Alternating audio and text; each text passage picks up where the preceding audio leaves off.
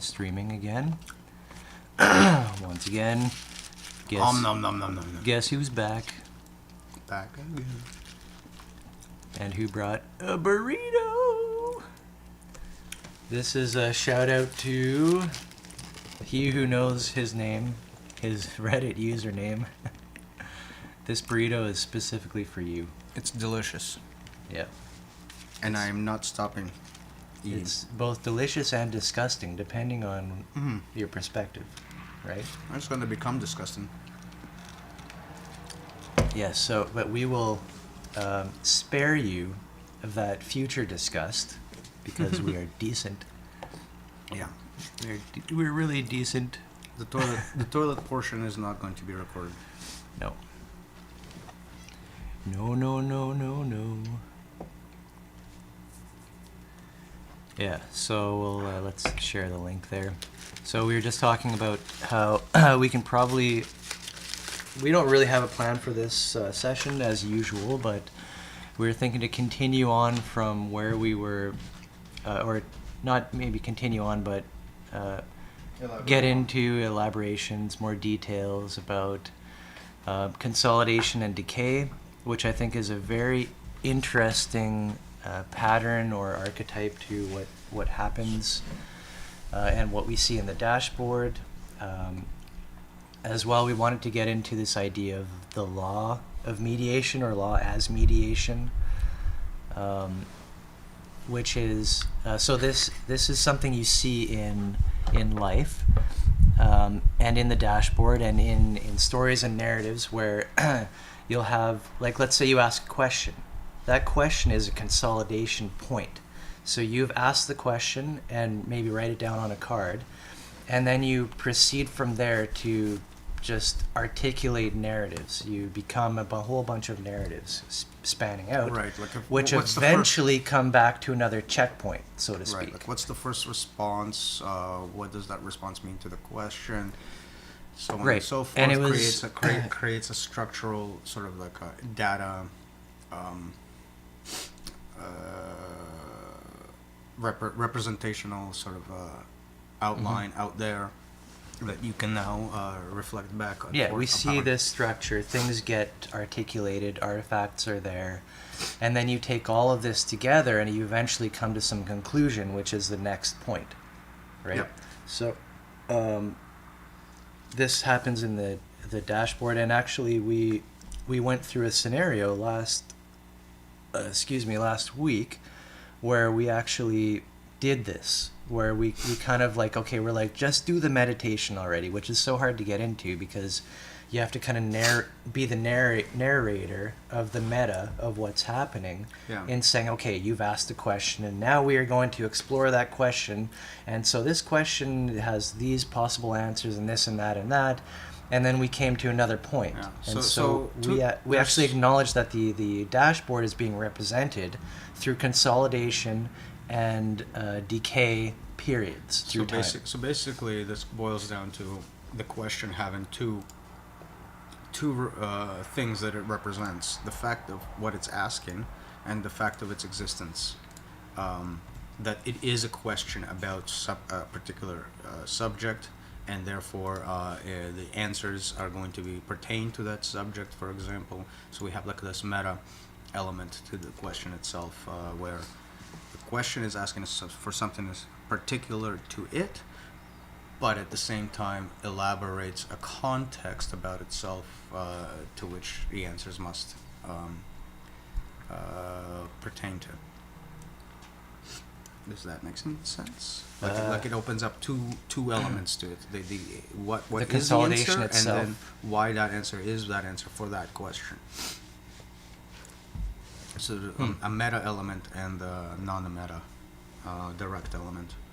And any decay period should be brought back to show how it actually answers that.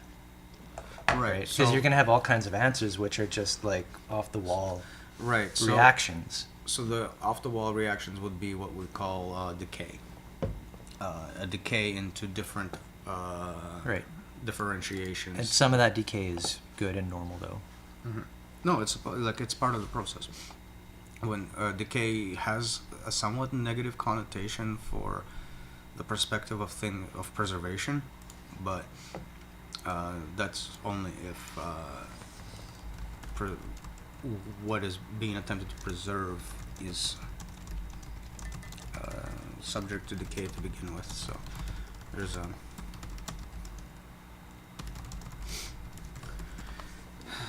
somewhat of a discrepancy in that question.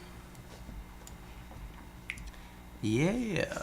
And so to kind of connect that with our potentially a theme, I don't know if we're going to get into it, law of mediation, that law itself as a kind of a set of rule set, maybe sort of this idea of a mediation of what people should be doing in society to work together. It's an abstract object for one. And these things, the law progresses over time in these consolidation as the actual code of law itself as is written. You can refer it in this book, this chapter, as this law. And then what actually happens when people are having that law in mind and they end up doing things. Or maybe they don't have it in mind and they do things which somehow break it. Maybe the law needs to be adjusted. So you have this this period, okay, we've learned something. We've had this law in place. Now we've learned some things. It turns out we need to adjust the law. So this is a cycle of consolidation and decay. So historical law only gets a tag. I wouldn't say laws as they pertain to the system get adjusted so much so as they get built upon. So we have a kind of a overgrowth with the legal system is overgrown in terms of how it's functioning. It has a very hard time actually changing. It always just tags on and on and on and on instead of that's a symptom. Instead of removing. That's a symptom of something. Don't we know what that's Cancer? something? Oh yeah. Yes. Right now the pattern is cancers. Right. So that's a systemic Correct. law. But there is another element to law which we want to allude to by the term mediation, in that if you were to remove the law in its entirety, for example, without any form of without anything to fall back onto, you get a weird situation in which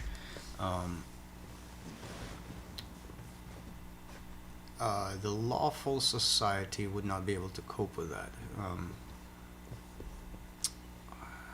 Laws would It's arise. a pretty grand statement. So This is an anarchy let me just try type to break it down. situation. Yeah, an anarchy type situation in which nobody knows what to do. Actually, now that we don't have a set of defined rules out there to follow. Right.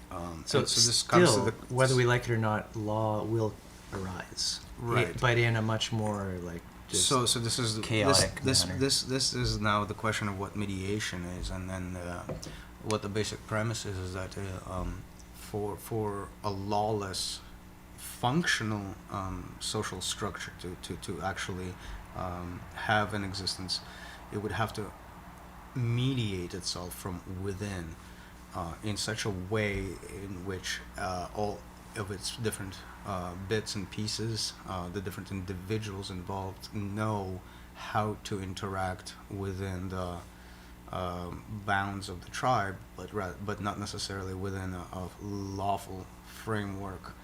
In essence, guided by the mythology. And this is the there's question. going to be more than one tribe too. Yeah, but beyond that, before we get to that point, what is the driving coherent element of a social structure that has no extrinsic need for law, that does not have a codified set of laws? And this is what mediation is all about. It's like an inner core from within each individual that that bind.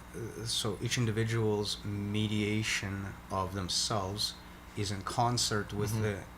every other individual's I see where mediation what you're getting of at with that. themselves, such that they have like an internal coherent DNA of the social structure that they're dealing with. Yeah. And so the law is no longer coming from the outside to dictate the interaction, but it comes from within, an internal understanding of what interactions mean, and so while you don't have a formal law, you have a law produced through the mediationary core of the full tribe as a whole.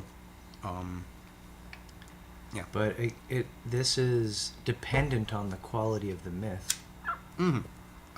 Obviously, this requires the tribe to exist to begin with for it to all mix up.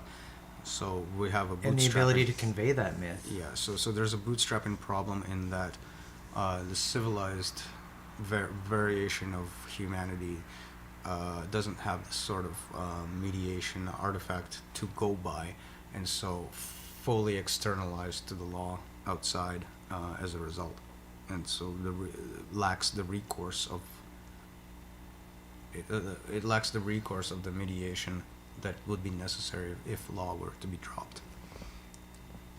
So there's a huge discrepancy between the lack of mediation internally, which is supplanted by an external one.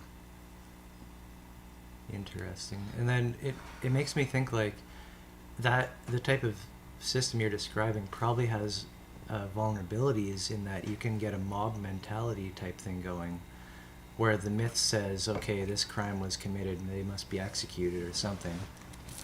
Right. But meanwhile he's innocent or But something. this kind of rigidity is actually more symptomatic of extrinsic laws out there versus the inner laws that come from within. So when the myth actually is able to introduce the listener to themselves, in other words, to empathize, I guess, with their own narrative and thus with others, that's where you get the soft side of it, I guess you could say. That Right. You realize we're all people. Right, and there's reasons why bad things can happen. And that an incident, for example, does not define the makeup of a full person. Right. Right? Like a horrible mistake in one instance does not translate to this individual has a record of a criminal record, and therefore they're now an underclass of the full system. Yeah. Or they're put to death. So, right. The biggest distinction there is that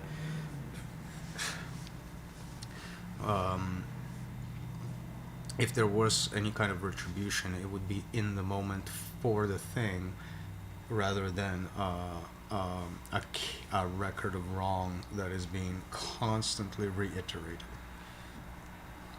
So, what does that mean effectively? Is that means that individuals, having made mistakes, can learn from them and grow in one setting, and are incapable of growing out of them despite whatever they've learned in the other setting, since no matter what they've learned is going to be secondary to the transgression to begin with.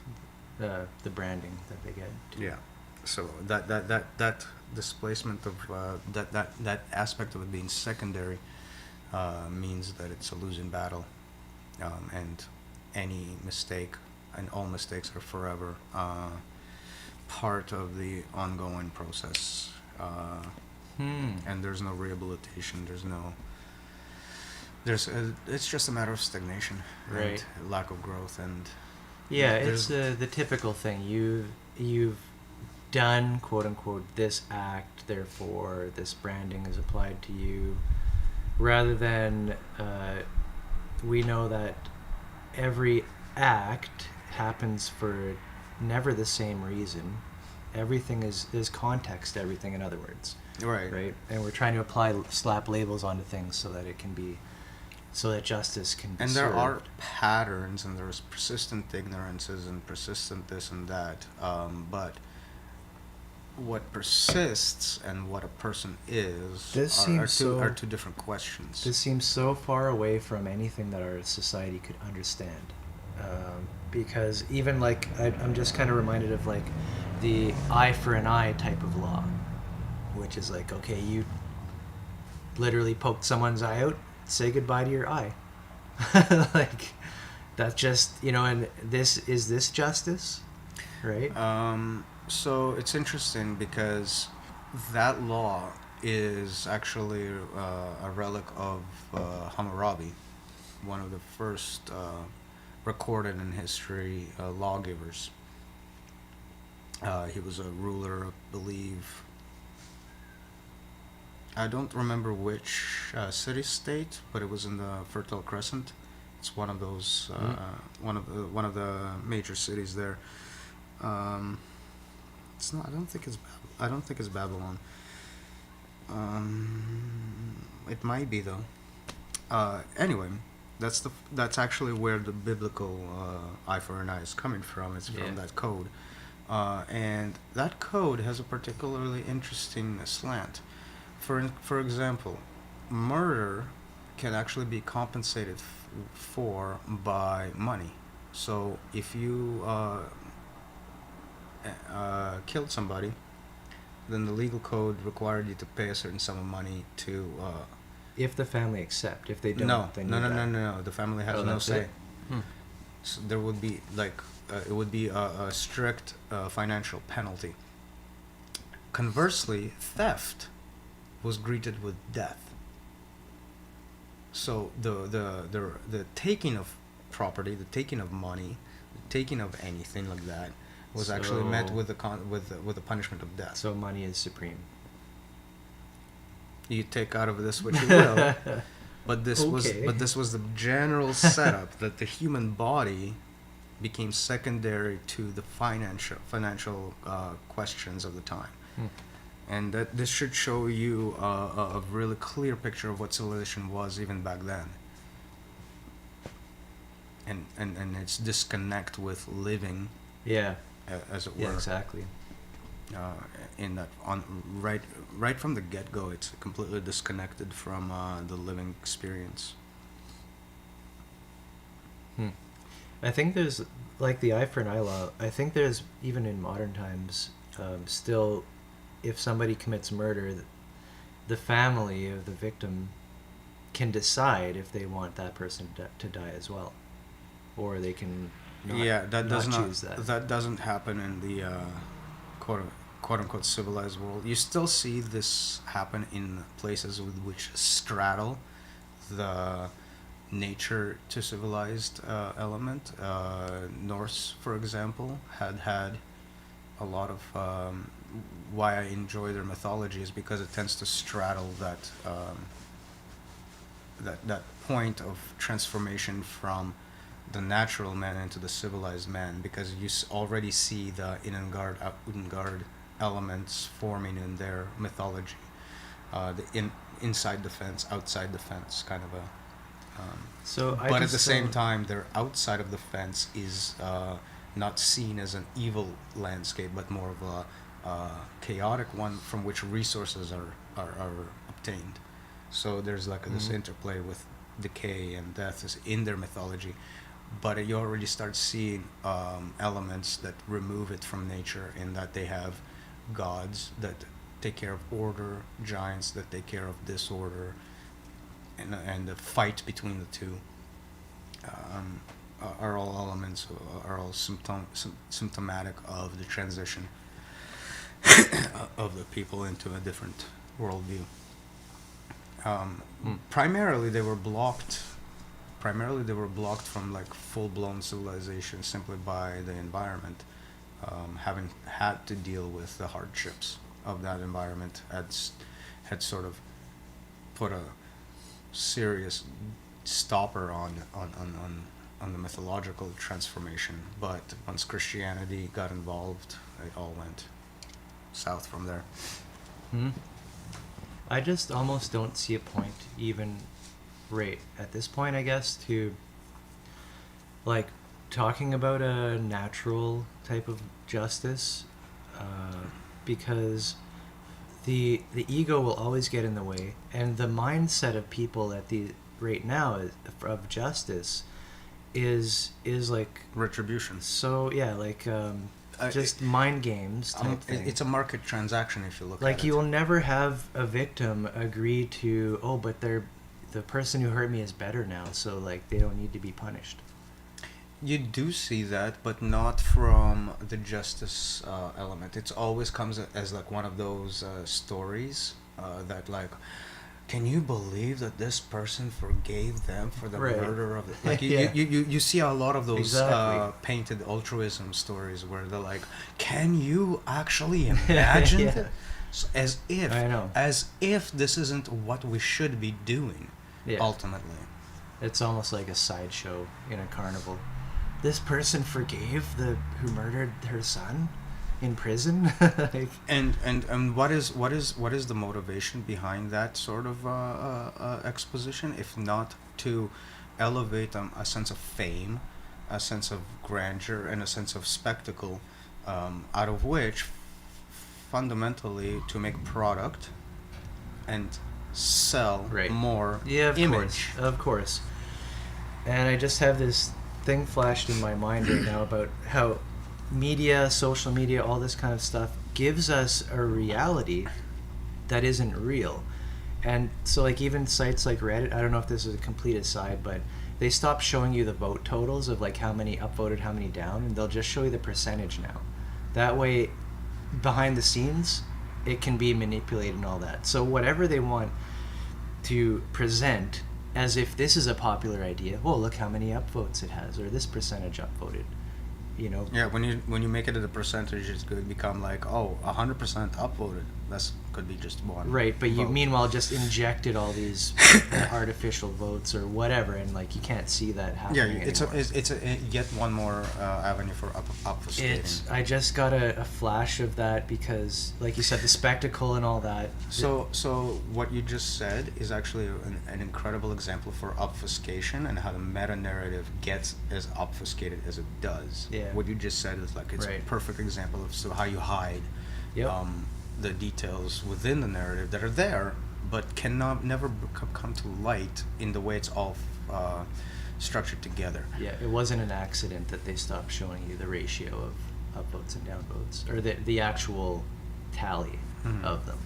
And not to play into the whole conspiratorial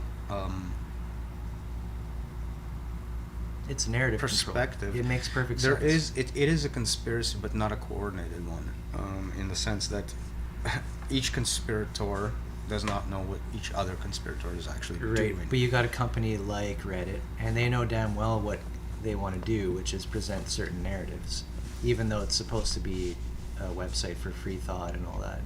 Mm-hmm. But It reminds me of the injunction that so long as Eris behaves very masculinely, his claim for being a she is just ridiculous. hmm, yeah, Like, what? yeah, Have you ever seen a woman or something? Like, come on. yeah. That's interesting. And I don't mean visually. I mean like experienced one. Like the non-abstract being, if you will, which is within all of us to begin with. But that is the most Mhm. contradictory fucking set of terms I've ever heard in my life. It I'm a seems like she. the nature of Okay. nature of the spectacle. By the way, if you're going to be making it about your wiener, you're totally on the wrong end of understanding. And that's a cultural thing too, for clout or whatever. Could be. Yeah, it's a comment about behavior. It has nothing to do with sexuality. Yeah. And gender is a mythology, not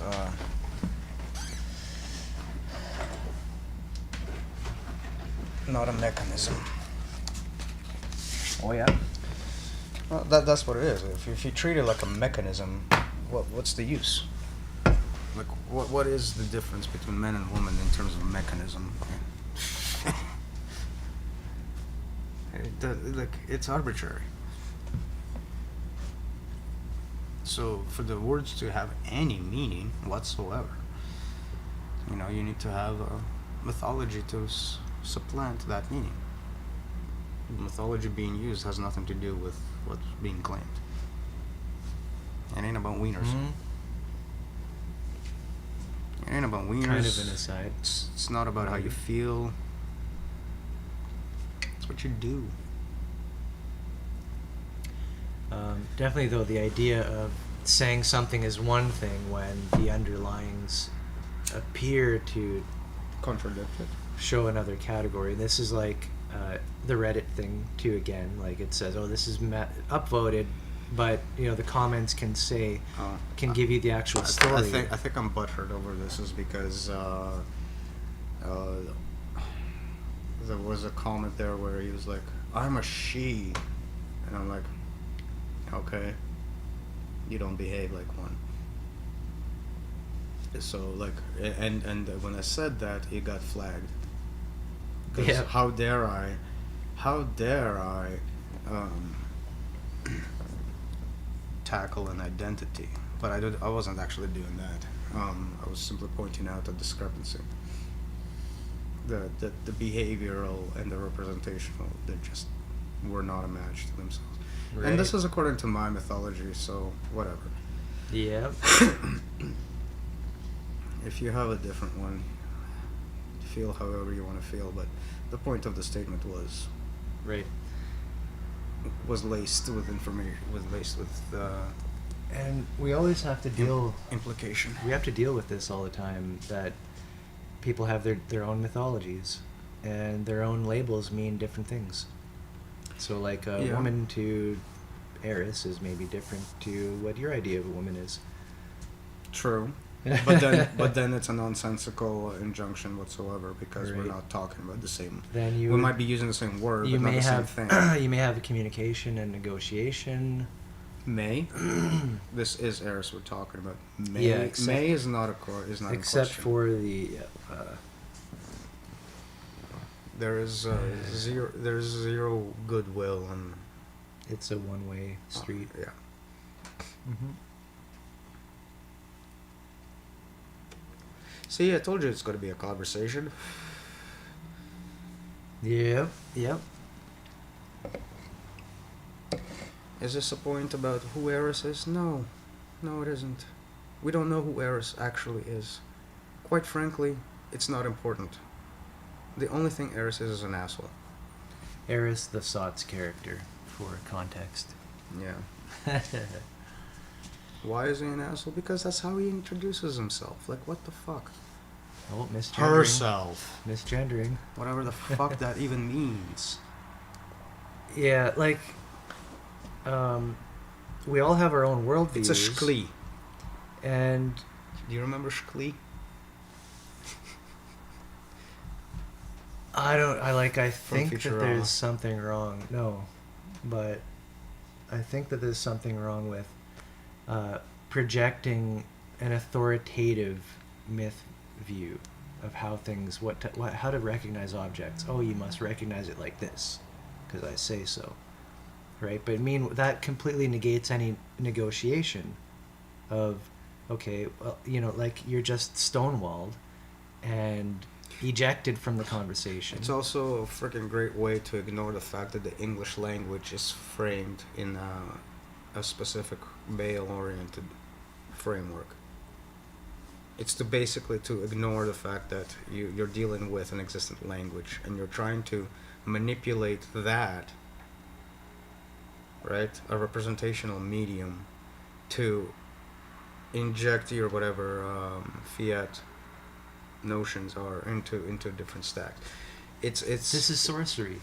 it's a shit. It's As shitty we, sorcery. as we defined it. It's shitty sorcery because it lacks fucking understanding of its context.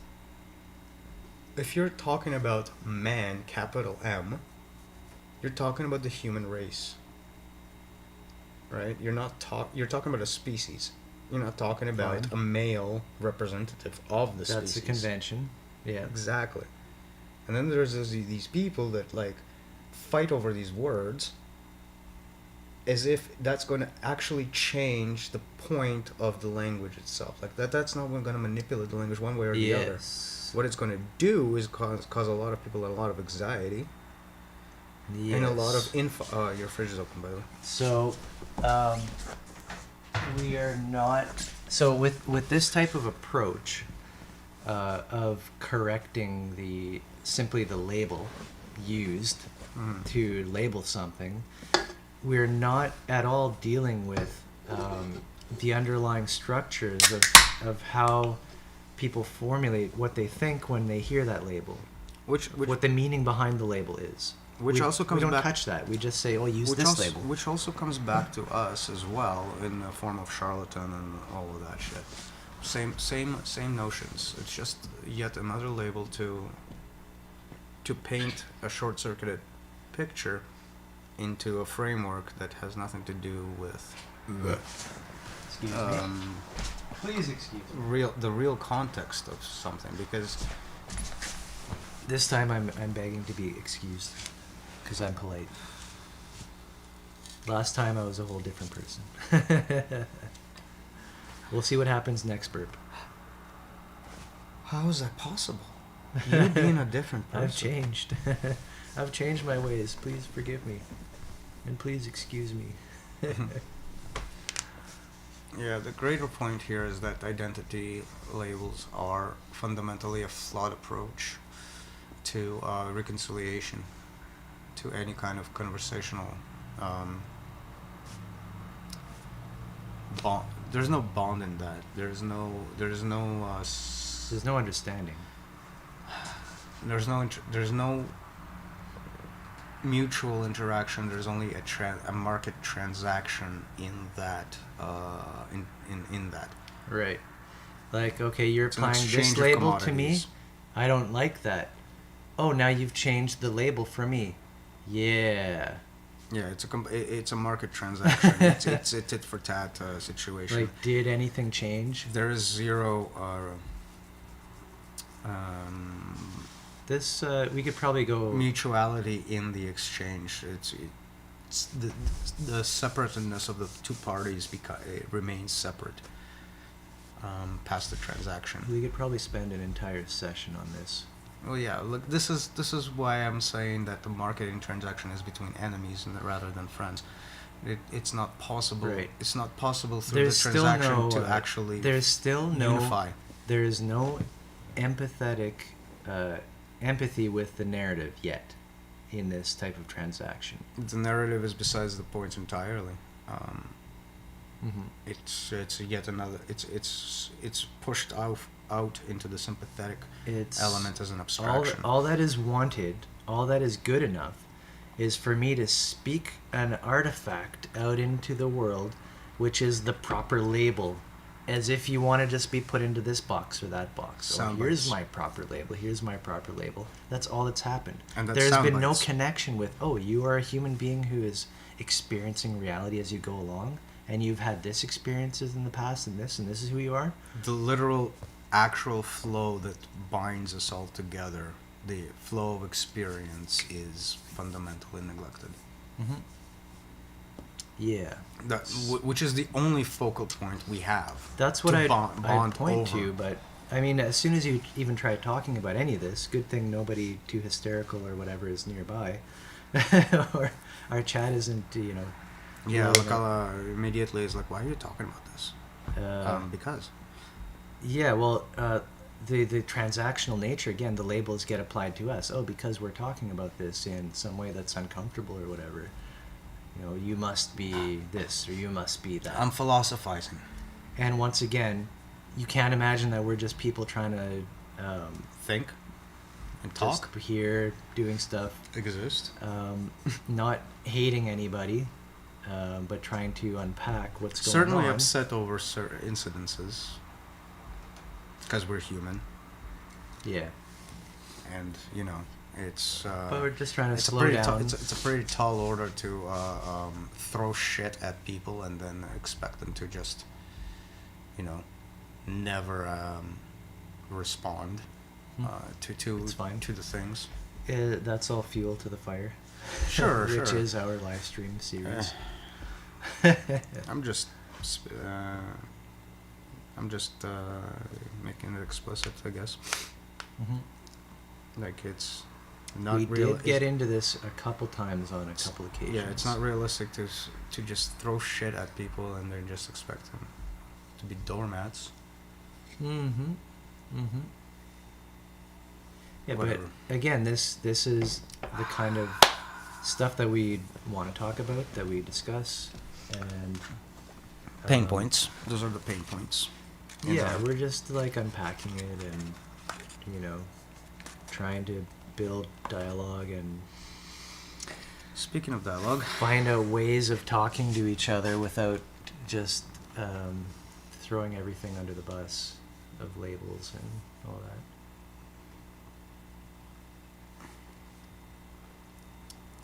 that. Yep, such as charlatan, Nazi, bigot, racist. Yeah. Which even to say like that, even it's even dangerous to say that somebody has maybe said that to me, because then the judgments come in. Oh, he's had that label attached to him, but why? There was a whole. This is almost the 1 year anniversary of this SOTS drama, which I started by mentioning the name of somebody who I. No. Who was it? Exile is still stuck on it. Exile. Yep. He's really stuck on the fact that you mentioned that name. Yes. Yep. And should we get into it? I don't think so, but yeah, that's just the point. Like, we can't talk about certain subjects. You can't say certain things. As soon as, like, literally the word came out in certain formation, and that word was attached upon, completely out of context, the fact that it came out meant that an entire year of drama should ensue. How the fuck does this not hit people over in the head when they try to talk about sorcery of the spectacle to begin with? Right. That's our topic, right? That's the SOTS topic. How the fuck How do does people this not? work? How do they get swamped into it? Well, easily. They're a systemic group to begin with, and the setup of the group does nothing to There's no medicine. to work through the ego, to work through Exactly. There's zero medicine available to and the so SOTS community. and so the net effect of it is as consistent as it would be with any group, in that it self cannibalizes. It removes its elements of life Right. from itself. I'm banned, by the way. Not that you're the element of life, but Yeah, I know. Just that as an example of. here's removing everything. Here's an observation since I'm still there. Since that happened, the group had no topic of conversation that is of any value. Since I'm gone. And I find that to be consistent. Like when I was gone, the group died. When you're gone, the group doesn't talk about anything, so it doesn't allow. Yeah, like I kept bringing things up with the intention of medicine. It doesn't allow for actual exploration. It can only handle the sound bite. It can only handle the typical what's in it for me interaction, and it cannot move beyond it whatsoever. And so sadly it winds up being a solipsistic pile of shit. And I'm not afraid to say it. It's a solipsistic pile of bullshit. Yeah. That it had potential, and it squandered it to oblivion. True story. I'm just wondering if I have the actual. And no, we don't need you to bring Brian back for it to take life. You're not able to. You're not able to handle it. Like, come on. What is it? anything. You can't handle the truth. It can't handle characters that are outside of its prescribed, again, solipsistic Right. perspective. It has to be this and it has to be that, and if you're not these, well, you've already failed. If it has to be anything, it fails. For the same reason that, the elaboration on the model gets attacked. That's the irony behind it. Sure, this is the... Oh, there's some nudity, I guess, in this one. That was the template that I took my... You recognize that, right? Sort of. I'm not afraid of nudity. Damn, I wish I had... Yeah, but it doesn't really help because I modified that image. And I posted it, and that's what I got banned for. I was trying to find it. Where is it? Oh, well. It was hilarious. Like, just the most perfect image.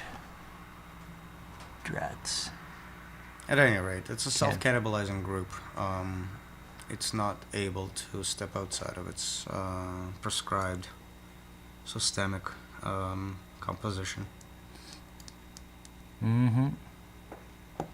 Its fear of plagiarism is extremely telling.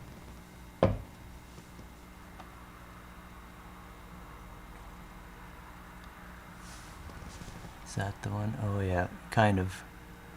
Shit.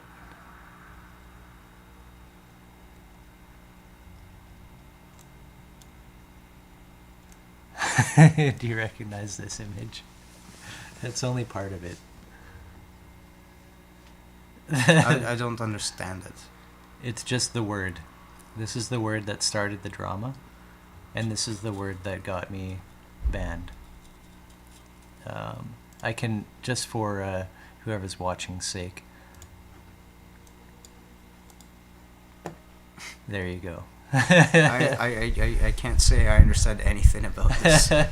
It's a comic that I appropriated. So it's Trump. Instead of saying China, he says Soros. He just whispers it into the mic. What is Soros? Soros is a billionaire who is a patron saint of SOTS, the man who can do no wrong ever. Oh. And because I mentioned him in relation to, people who might be stirring shit up, that's what caused Exile to flip his lid. Yeah. And admittedly, this would be a right-wing talking point. Like, I'm perfectly well aware that to use this as an example, like if I were to use the Koch brothers instead, which to me I wouldn't give a crap which billionaire example I used, then the drama would not have started. Right? Because that's a billionaire that you are allowed to say causes shit. But this one only right-wing people say, right? And so this is how I got tagged as a Nazi. So immediately I want to kill and gas all the Jews, etc. because of that. I'm so scared. As a Jew. It's so perfectly revealing of SOTS itself. The sorcery of the spectacle. And an ultimate irony, like a cosmic irony, that the group developed to deal with it has no medicine against it to protect itself or heal itself from Imagery. Sorcery of the spectacle. Yeah. I took a silly little spell to unravel the whole damn thing. And it happens over and over. It's the same with when the fallout with Zumi happened. I posted the relationship between model and system as a kind of like a interplay out there of these different forces, And immediately the response was, and that's the irony of it. The exposition was about how, given the mirror that the one force provides to the other is going to violently react against that. That was the entire point. Mm-hmm.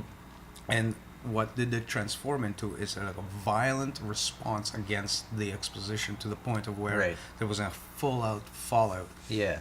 So you were kind of like juxtaposing the inner experience of what we call model, the model side, which is the model of the inner, the Nerlo-West and all that, and the ongoing narrative and what we experience, and then the systemic sort of the juxtaposing to the systemic structures that get built sort of beyond a horizon of that experience. Yeah. And that whenever we show that systemic structure, when we show a mirror of it and say, hey, you're actually being created by people who have narratives ongoing, and this is the structure that actually the system depends on, we say the system gets upset and it doesn't like that. So So we expressed that, and we did an expose immediately- on this, and and what did immediately we Zumi, got the a- leader of SOTS, do? He took up the systemic identity. response. Yeah, not just him. Oh yeah. It fell out immediately, exactly as expressed. Like, And then it's still flabbergasting to me that nobody doing this realized the game they played into, yeah. and just basically demonstrated exactly what we were saying. Right. Um, Yeah. Hence, the more you try to, quote unquote, shut us up, the more we're not inclined to listen to this. Well, the more you prove the model itself. Yeah, like, Yeah. why are you jumping into the exact same exposition, if you will? You're just going to demonstrate the subject at hand. Right. Which is great on one hand, it's great. On the other, it's kind of like It sucks when there's no observation. isn't this the subject material of this community, right? Like it kind of like it evokes that in ultimate irony. What I find sad is that even the impersonal representation of it, which I had created a couple of years ago, got such a vehement response that to even approach it on a personal level, it's clear that the entrenchment of the system will not allow the ego to surpass that. Not even in this group. It can't. Not And allow the ego to surpass. And you're not allowed to overcome the ego within the group. Right. There is no capacity for it. And so, regardless of how much abstract information gets posted on there, it cannot handle metaphor. And if it cannot Yeah. handle metaphor, it will never be able to handle sorcery. It can only ever solipsicize it. You can give it solipsistic treatments, but never useful ones. Yep. Setting up the monitor. Looking good. In other words, it's not enough to simply like admit that there is a problem hypothetically in the abstract, which is Right. all SOTS is doing. Right. It points to an abstract problem, but it never utilizes the insight from it.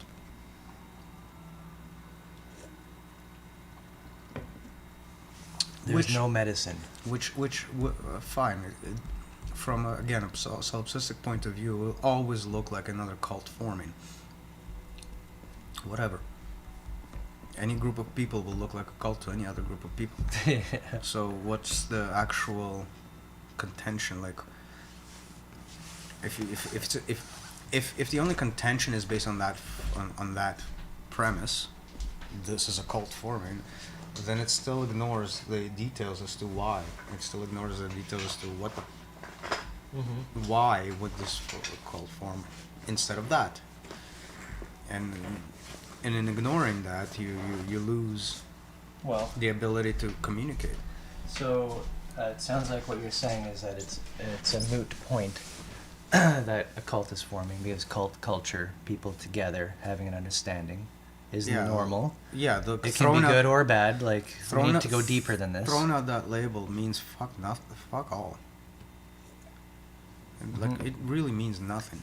And again we have ultimate ironies, like again of a glorious leader of sorts calling Who has a far bigger following, a far more who has many people who actually follow him blindly, which we don't have that. like this is this is another point of contention, that the accusation is coming from a person who has essays about him from other people glorifying him, Right. an experience that is so far removed from anything we've done. Yeah. It is absolutely a projection. It cannot be anything else. We can it could be something else, but we can supply the evidence as we have and do. And We simply reasonable don't person have. would come to that conclusion, I think. We don't the situations and the progression of everything that has ever came up never built any kind of following aside from a bunch of people talking to each other, which isn't that far off from the actual SOTS experience, except there's an actual framework involved. Mm-hmm. Yeah, most people who have stuck around have like testimonies of why they like the community because of how this self-development has happened. And every time they voice the fact of it, they just get relegated to another group of followers for some reason, despite the fact that these are the least following people that I've ever met. Mm-hmm. Like, literally a lot less of a following Cheers to you. than SOTS has in any way and capacity. It's ridiculous. Yep. It's fundamentally only a projection. It can only ever be one. Very thankful to have good people, a community. It's taken a long time, Well, yeah, and we've been through a lot, and I think there's a lot of good that's happened and that there is to offer in our work. It's just the feedback process, right? Like we're paying attention, watching it happen, and it's good.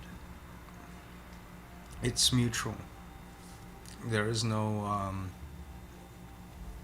need for spearheading anything. Even if there's some spearheading terminology or like a particular style for mythology, which I tend to drive personally. Never, no,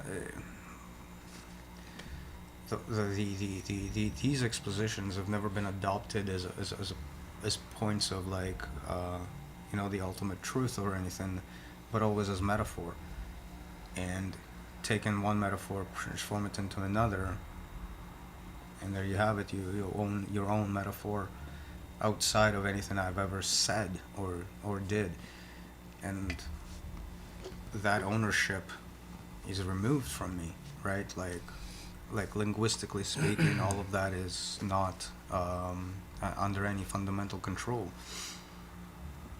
And I think a lot of people miss that, is that the terminology is not a controlled element that I am pervy to.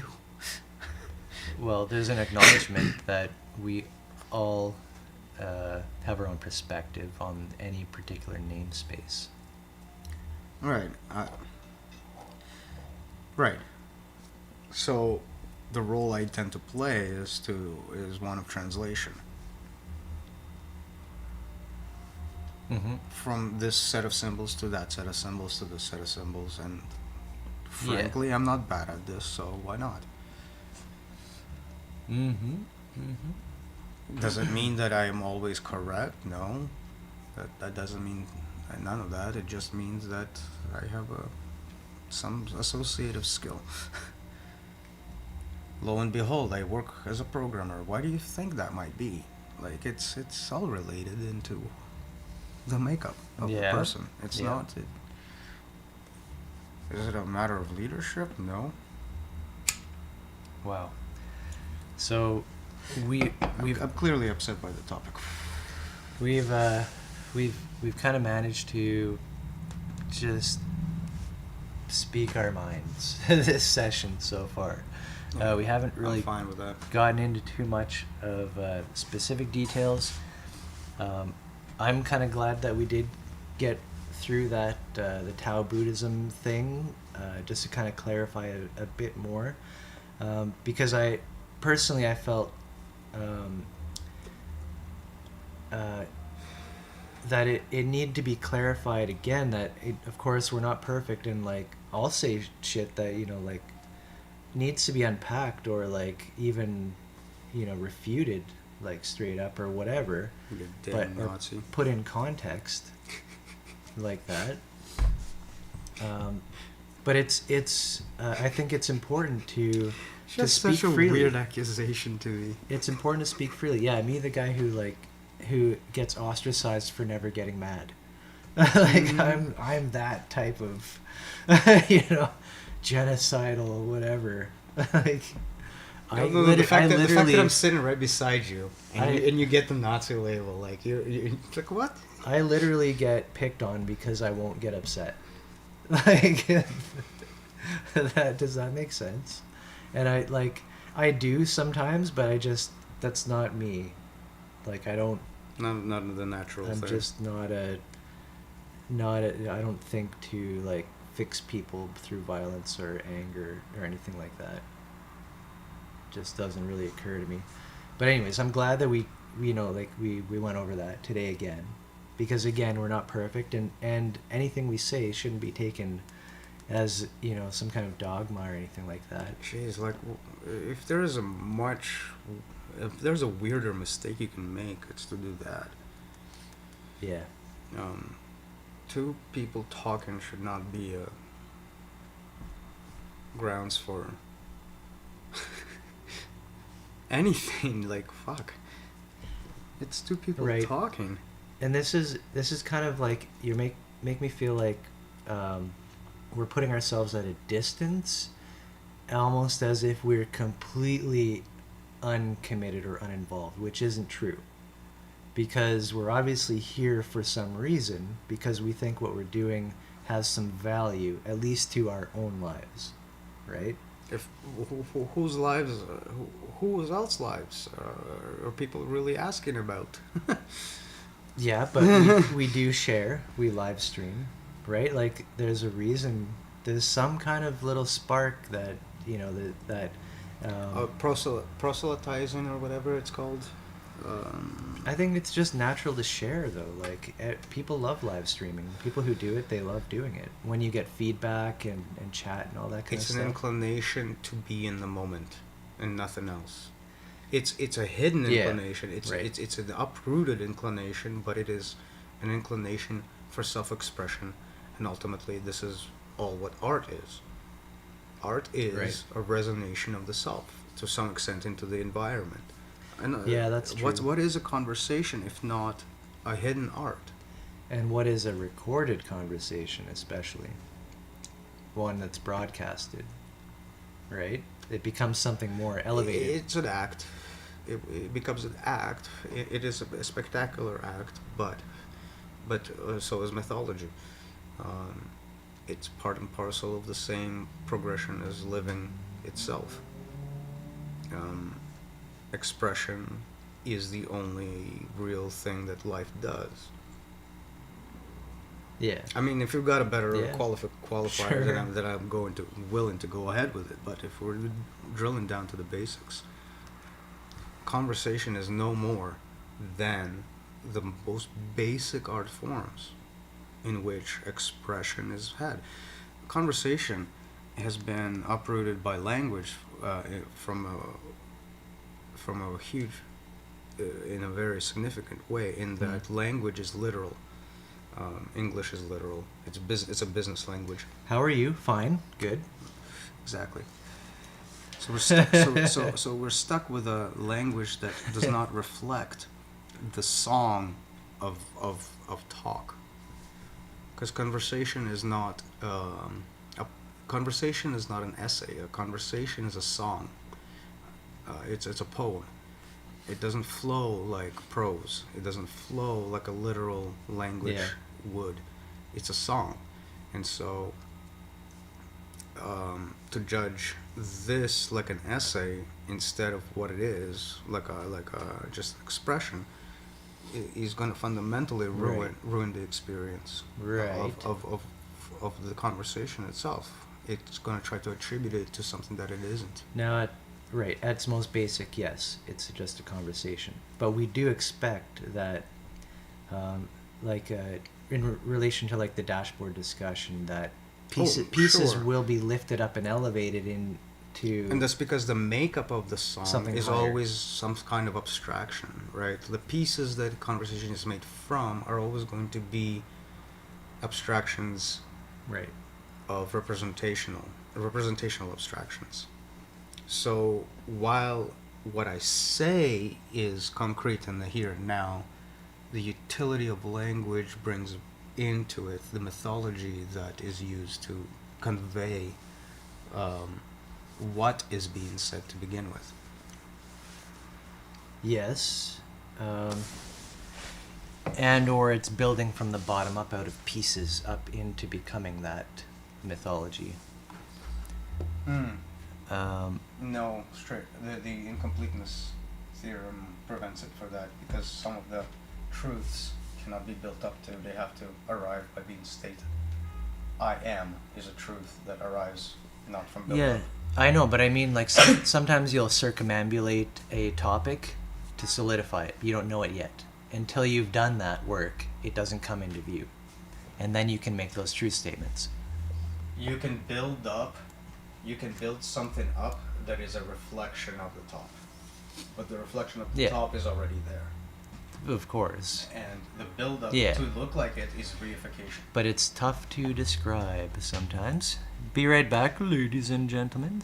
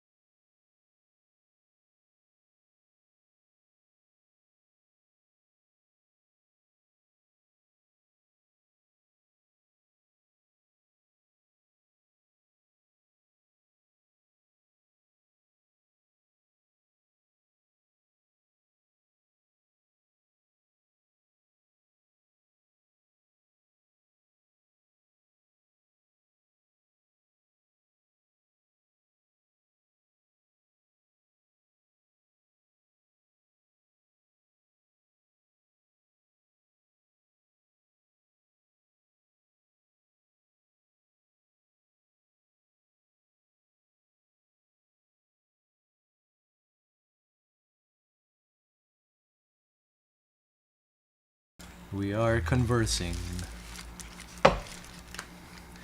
So, like, I kind of noticed, I guess you noticed too, probably, that we are just doing a super casual conversational talk, and there seems to be no direction to where we're going with this. I think we're catching up with a bit of things that have materialized since we've started these conversations The meta recap. and are responding True. to it. Yep. Because this is where we find ourselves, born out of a community, so to speak, and then rejected from it. More like ejected. Eject. What's the difference between rejection and ejection? One is one of disappearance. The other is being fired out of a cannon to the sun. Okay. So I take it we've been fired out of a cannon. Yeah. I agree with that. Yep. Yep. Ejected. Fundamentally, This is our context. So like we want which to we find ironic given what it is that ejected. Oh, what is... Okay, so we're still going. I don't know why that happened, but anyways. Yeah, so this is our context.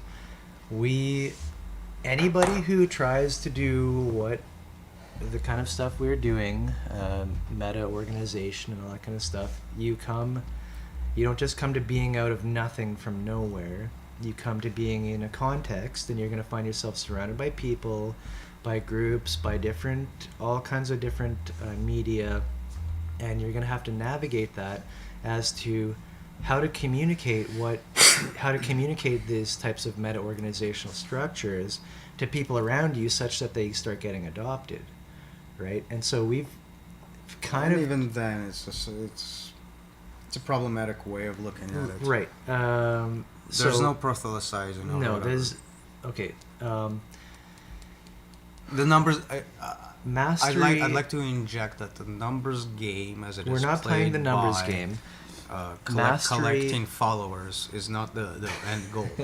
Mastery is about resonance, and that's not a choice that you make. It simply happens. But it is something that would start happening more as you would expect it to if what you're doing is coherent, actually.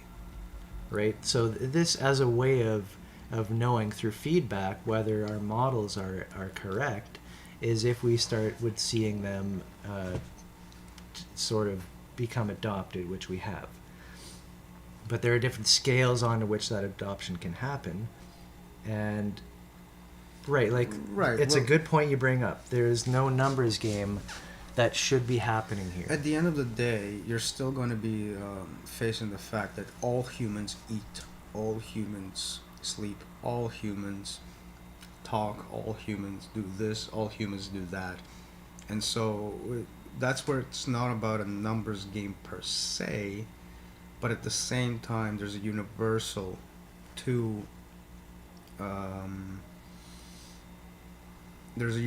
that we're honing in on, in that there is no numbers apart from the game that's being played. Mm-hmm. And so in that sense it is kind of totalizing.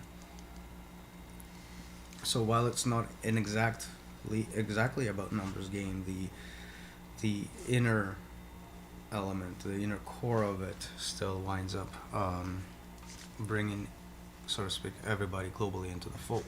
Yeah, if you will. Yeah, I kind of think of it like in terms of like that strange loop where I imagine how I would like other people to behave such that would have taught me in the past, and I appreciate that type of a loop would happen, right? Mm-hmm. And so therefore I embody that loop as well and am available to from that perspective. Right. Yeah. So from the perpetual perspective, yeah, there is if you want to call it a numbers game, some element of that. But as an idea of bringing somebody into the fold of this quote unquote philosophy or that philosophy, that's just neither here nor there. As it won't pertain to anything. As outside of some, again, solipsistic framework. And which is fine until you start discussing the idea of isomorphism. It's like solipsism isn't in itself inherently bad any more than objectivism is. It's a mechanism for survival. Mm-hmm. Ah, fuck. But utilizing the mechanics for survival for every aspect of life is really the generic problem. Hmm. The whole fight or flight response being utilized for normalcy, in terms of, you know, the calculating brain, you know, like because when does the human become agitated enough to start calculating the environment like that? It's when they're in flight or flight mode, when they have a reason to Mhm. jump into action, Right. which in a normal world, the natural world if you will, generally happens during times of teeth and Right. and claws, not in terms of, not in. And in our case, it could be a modern case, simply Did you pay your taxes? chronic fatigue and stress built up to a point, a snapping point, right? Which is like, okay, now I have to do something because my body has literally told me that this is unacceptable, whatever the hell I'm doing. And whenever that snap happens, it's deemed insanity. Right. And yes, and this is why I kind of like sighed just a bit earlier, because there's all kinds of recuperation mechanisms to claw everything back. No, don't solve the big picture. Like, just come back, just solve this chunk or that chunk, and it'll all be better. Just for little pieces here and there. Which winds up being the system friendly. Right. Saving itself. Recuperated. Recuperation. That's co-option. That's the word I was looking for. Co-opt. Here we Remember go. earlier Yes. I had that tip of my tongue thing going? Yeah. Co-opt. That was the word I was looking for. Yeah, so when something out of nature becomes Co-opted by taken the so system. far out of context that it no longer serves its original purpose at all, it serves the system, it has been co-opted.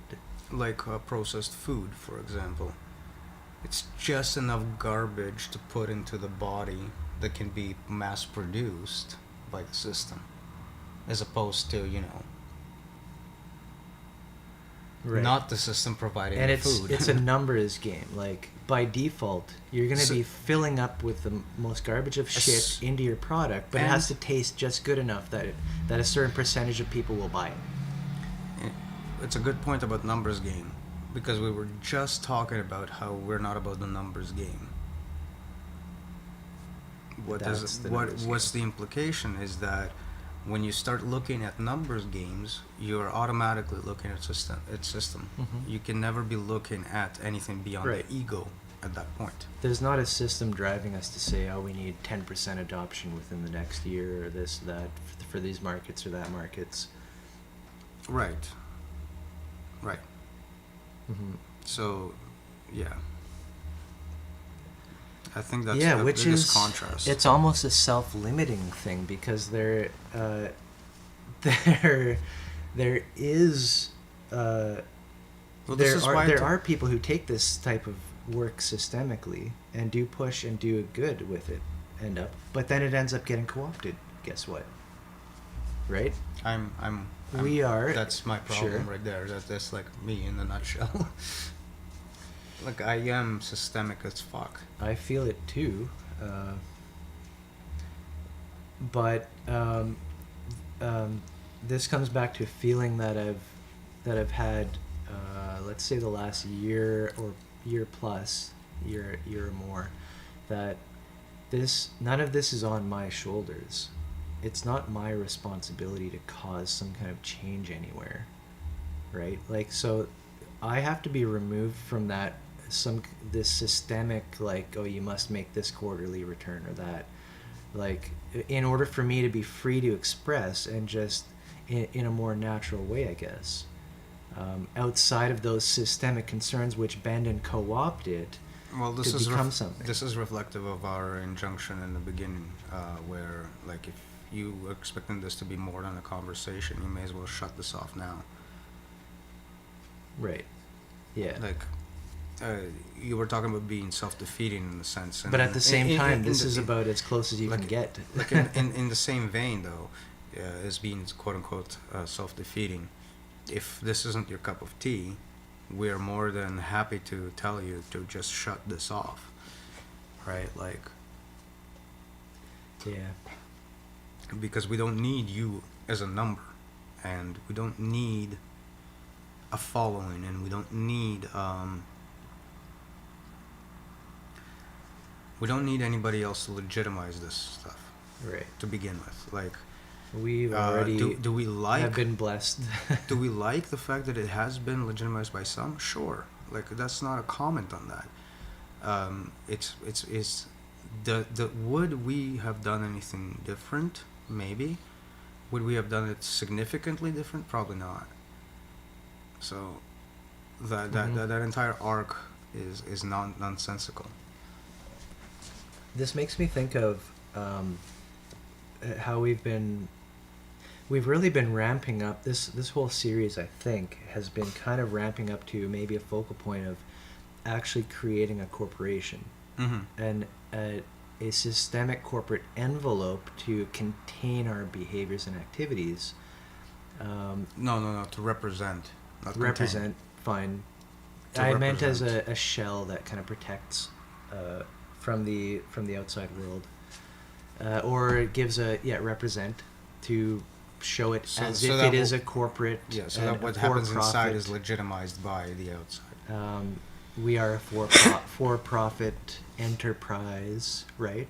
Yeah, that's the face of it, and then So- and that is to mitigate the onslaught of the system, as it would attempt to dismantle any organizational that is not systemic, and so by Mhm. presenting a systemic face to as an organization, that it is a means to mitigate that effect. Right.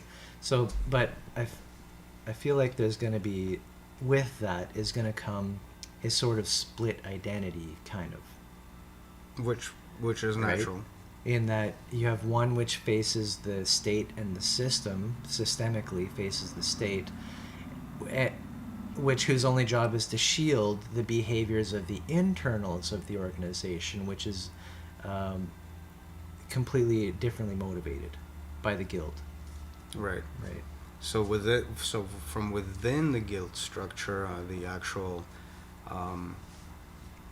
churn, if you will, of representors is going to be dynamic, but the external face is going to be the stable face, that risk-free, if you will, face that the system acknowledges, because the Right. system cannot acknowledge risk to itself, especially to itself.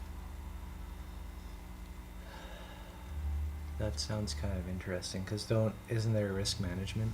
It's always a part of business. That's how you present it, but internally, it's about managing the uncertainty. Yeah. So, from the reflective, it's a reflection of the guild. It's a reflection of the model playing out in the systemic, Right. through the systemic Yes. interface. So this is, again, the representation. So We're talking while about a small... we acknowledge uncertainty, we present risk management. Yeah. That's a small facet of the corporate representation. Shield, if Yeah. you will. Mm-hmm. Okay, if you look at it as a shield, it should make sense. So to say that this corporation will keep surviving because, for whatever reason, will we have good programs and products, and we are drumming up business. And So internally we're dynamic, externally we are not. We're kind of static. hmm, Because the system cannot interface with a dynamic thing. It can only right. it can only interface with something Yes. a certain way for a certain while, and that's it. So it's like we will set up these income flows based on training, certification, whatever else, XYZ. Money will come in. This is our shell, That's the pool. Yeah, it would be a generic pool. right? I mean, it does smell of like, communion, like communism and all of that crap. But the difference. Which part? The fact that Explain that. that a collective is responsible for an asset like that. But again, this is a view from the outside looking in. So systemic view looking into the parts of the system of it. Right. So it's So- only reflecting communism. Here's the part, though, that the system understands is that we still have a president or presidents, board of directors, Yeah, yeah. CEOs. There is a responsibility structure in place to ensure that the Well, this is ship why the is profitable. corporation is the perfect shell for this, because it's the only place where, quote unquote, a communistic Orwellian setup can actually be legitimized. Where it's the collective's property, the company's assets. Right. That's the one Yeah, yeah. thing. Being a company legitimizes the communism of it for that company. Right. But the specific, I think the specific key point that the state wants to see is that there is an owner, Yep. an owner or owners, AKA a channel through which it can control that. to push the levers of pain and pleasure. Internally, yeah. Yeah. So we push the pain and pleasure levels on you, the owner, such that you push the pain and pleasure levers down the Yeah. hierarchy. Right. That's the idea. That's the catch. That's the hook for the system to see that as the legitimate face. Makes sense. Yep. And I like where this discussion is going, because we haven't really done any kind of overall talk recently about the corporate structure or like what we plan on doing. And I think it's very, it's a kind of all-encompassing topic. So Yeah. this is like a recap, practically. Like we've talked about so many different, like we have modeled our corporate structure like almost to a T at this point. Like the high level stuff is Mhm. it's there. Everything but the concrete. Yeah. So Which is what, basically a curse for us sometimes. what do you so when you say that, what do you mean by concrete, and what would we fill in to actually Well, right now we only have two concrete ideas: card game, dashboard. products? So those two. Wait, and more. So we have a training facility, a training So- body, so and a we've talked- certification body. So the things we've talked about but never really developed. But Right. yeah. The two things we have developed are the card game and the at least the concept behind the dashboard software, which is that Right. which is that latest spreadsheet that I gave you to look at. Now, I would have to suggest that you probably could say that the Training and Certification Authority has been fairly well developed in that this is our whole body of the model. Well, yeah, by definition, it's expressed by it. Mm-hmm. I was thinking more concrete, like, who are Keep our picking my teeth. I'm sorry, guys. customers, or like, what actual packages of information would we give to people for what reasons? What is the instruction manuals to these games? What packages are we putting together for a game product? That kind of stuff. Like actual, this is shipping. We're shipping this to a customer. They can do the card game with, like a board game type thing or whatever. Right? Whatever it is. Yeah. But again, so we're probably getting too like vague right now. But I think it's great to kind of review and recap and just. And just to remind people that we're just two guys talking on a goddamn camera. Yeah, but we had plans, big plans. They're not to save the world, though. Don't worry. You're not affected by our plans. No, we are just. All we want to do is start up a for-profit corporation and succeed. Basically, self-help and all that kind of stuff in the self-help genre of corporations. And entertainment. Don't forget entertainment. Self-help and entertainment. That's how you hide. Those are our genres. Yeah, no, it's all good. Just like that.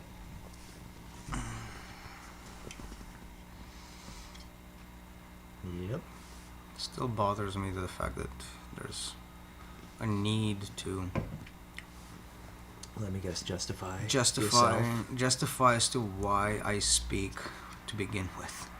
As if How dare you? as if human speech needs justification. Yep.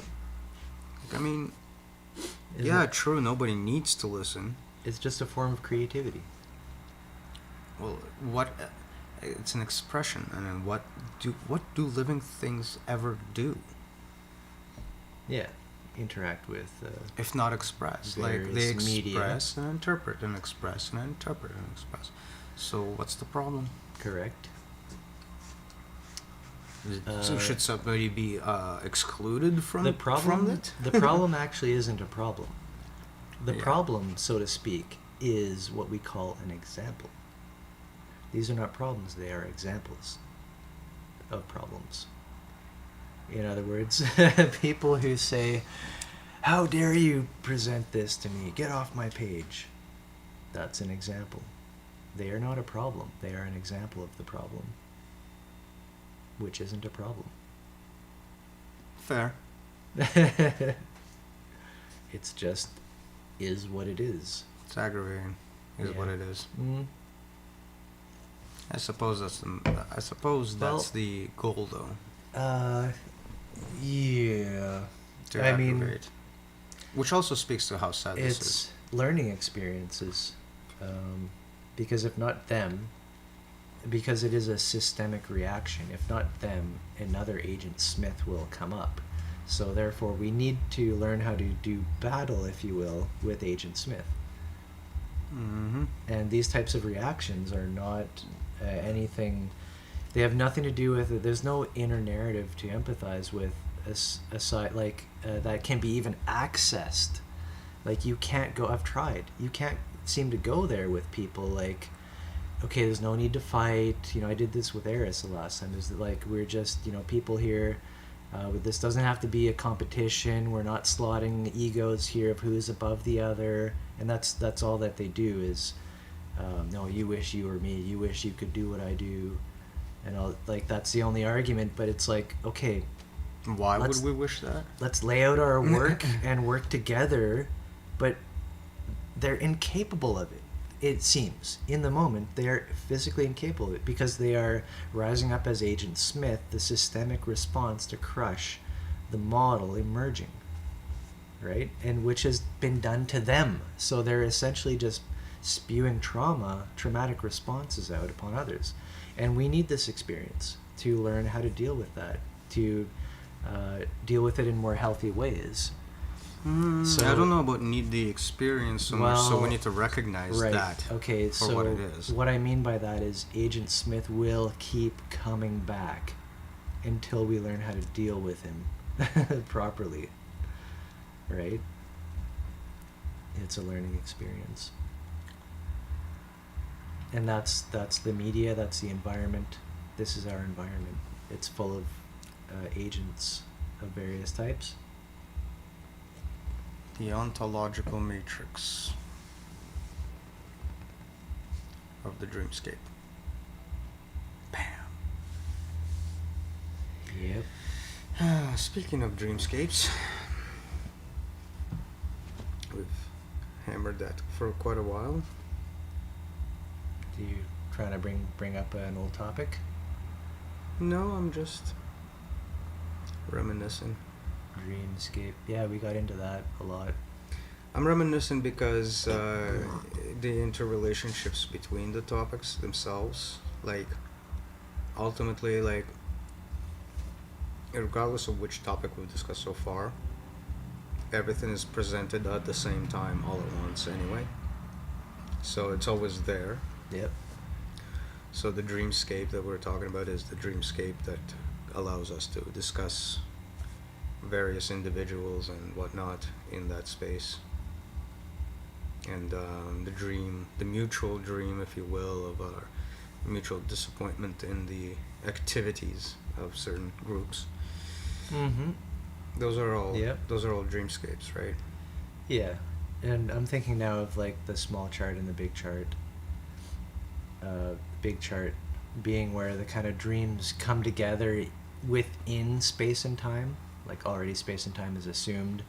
Within space and time you have consolidation, which is closer to space, and decay closer to time. But it's a more reified in the dream kind of experience.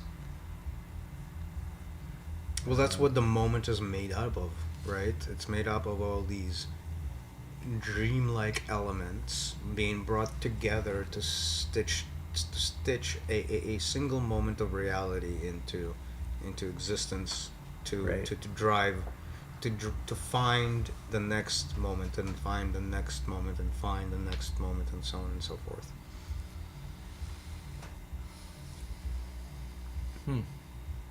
But being within that moment presents all of that to you as it really is.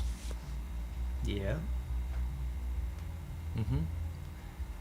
It can be a kind of ambiguous thing too. Like I think even though the like so the big chart where you have moments connected to moments Via with the memeplex. via the schema of the dream, yeah. Right. So the dream drives how they're connected, like what's in this moment versus what's in that moment. Right. Right. The dream feeds that content. So, like, without fail, our bodies will be continually moving through space and time as if there's no gap. Right? Like, as if there's no gap, but... Experientially, yeah. And still we can feel like some things are ambiguous.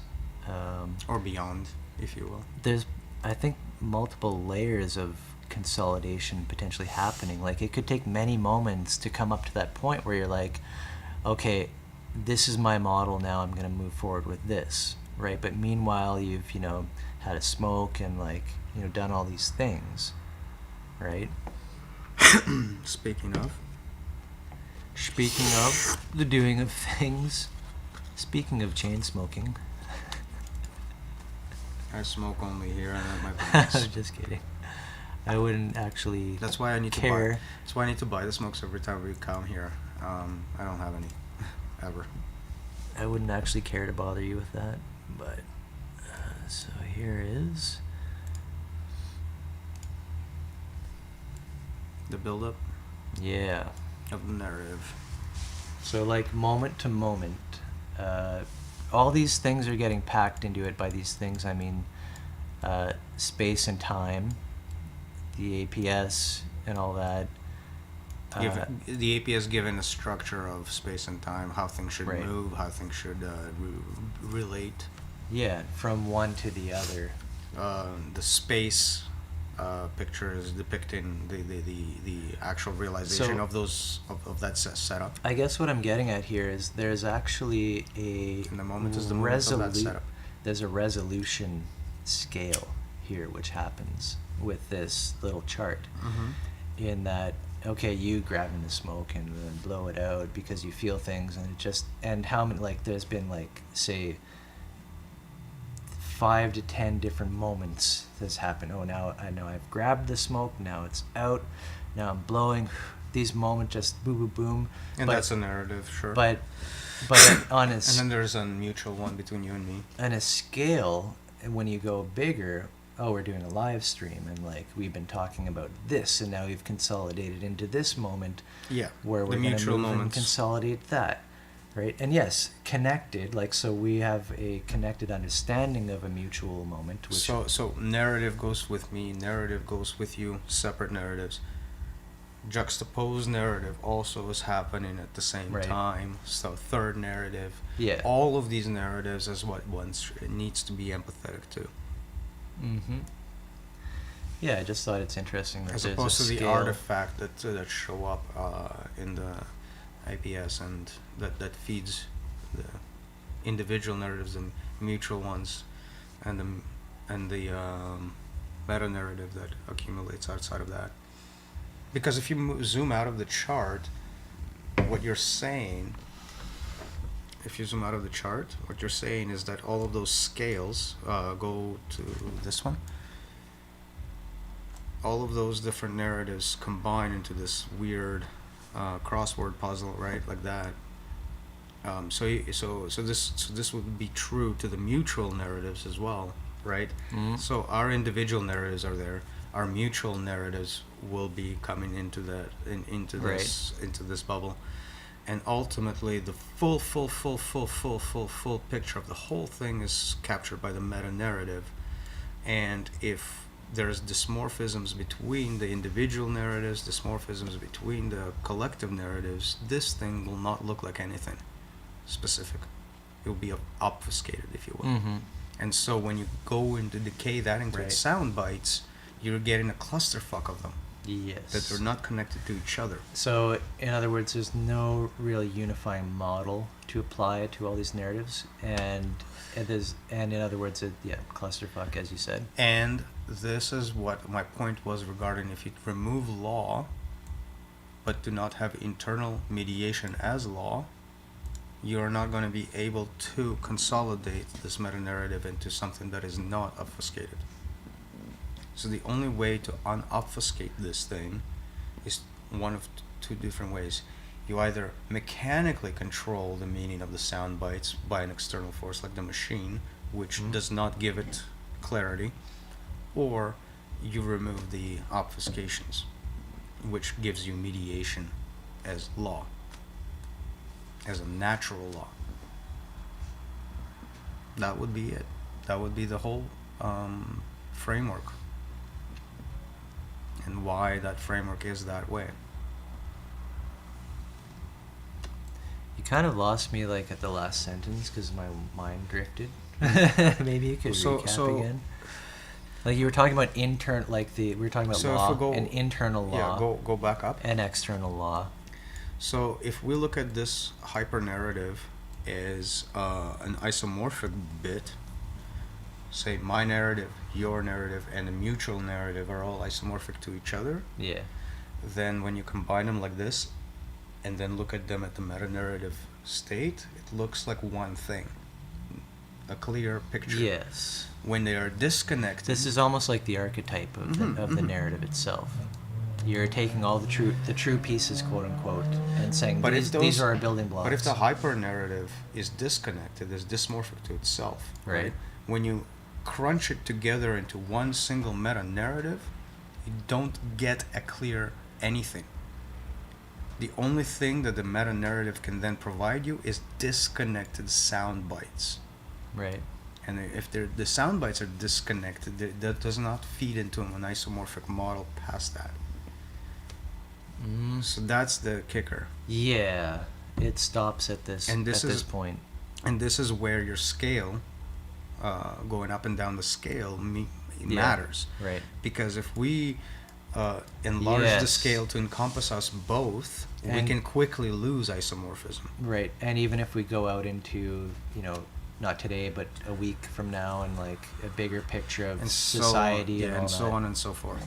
So the larger the scale, the less clear the meta-narrative, the more disconnected the sound bites are from each other, And if Right. the sound bites are disconnected, then the mythology is fragmented, and you don't have a picture to.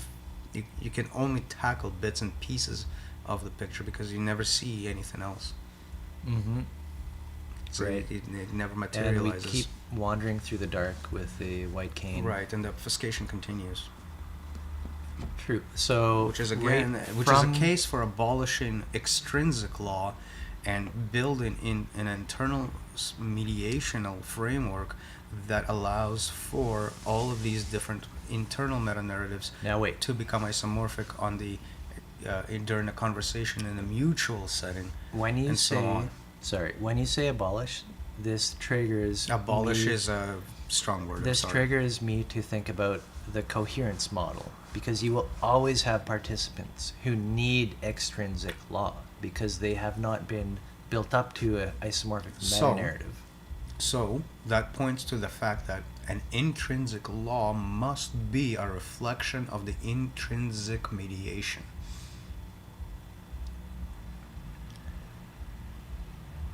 It cannot be reflective of anything else.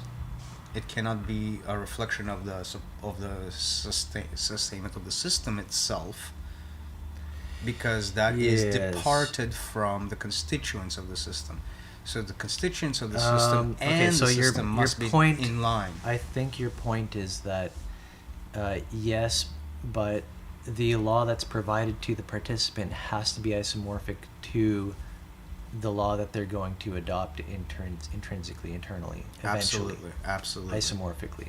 absolutely. Right, Like it's I agree with that. a fake it till you make it scenario. Yes. Which pops up in systemic thinking as well. It's just which this is.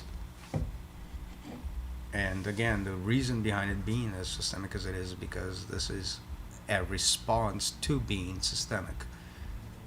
We're already past the threshold, if you will, Right. and so We need to interface with it. and so all of this extra artificial stuff, as pointer back to the non-artificial stuff, is a mitigation of the context, and that Yep. again becomes the gripe with, if you don't have the mitigation, how are you ever going to express it to people beyond that threshold? Successfully. And this comes back to the Buddhism Tao thing that we Right. brought up. And my biggest gripe with that statement of the undeserving is like, wait, even Buddhism also recognizes a state of mind which cannot be flipped back, if you will. It does.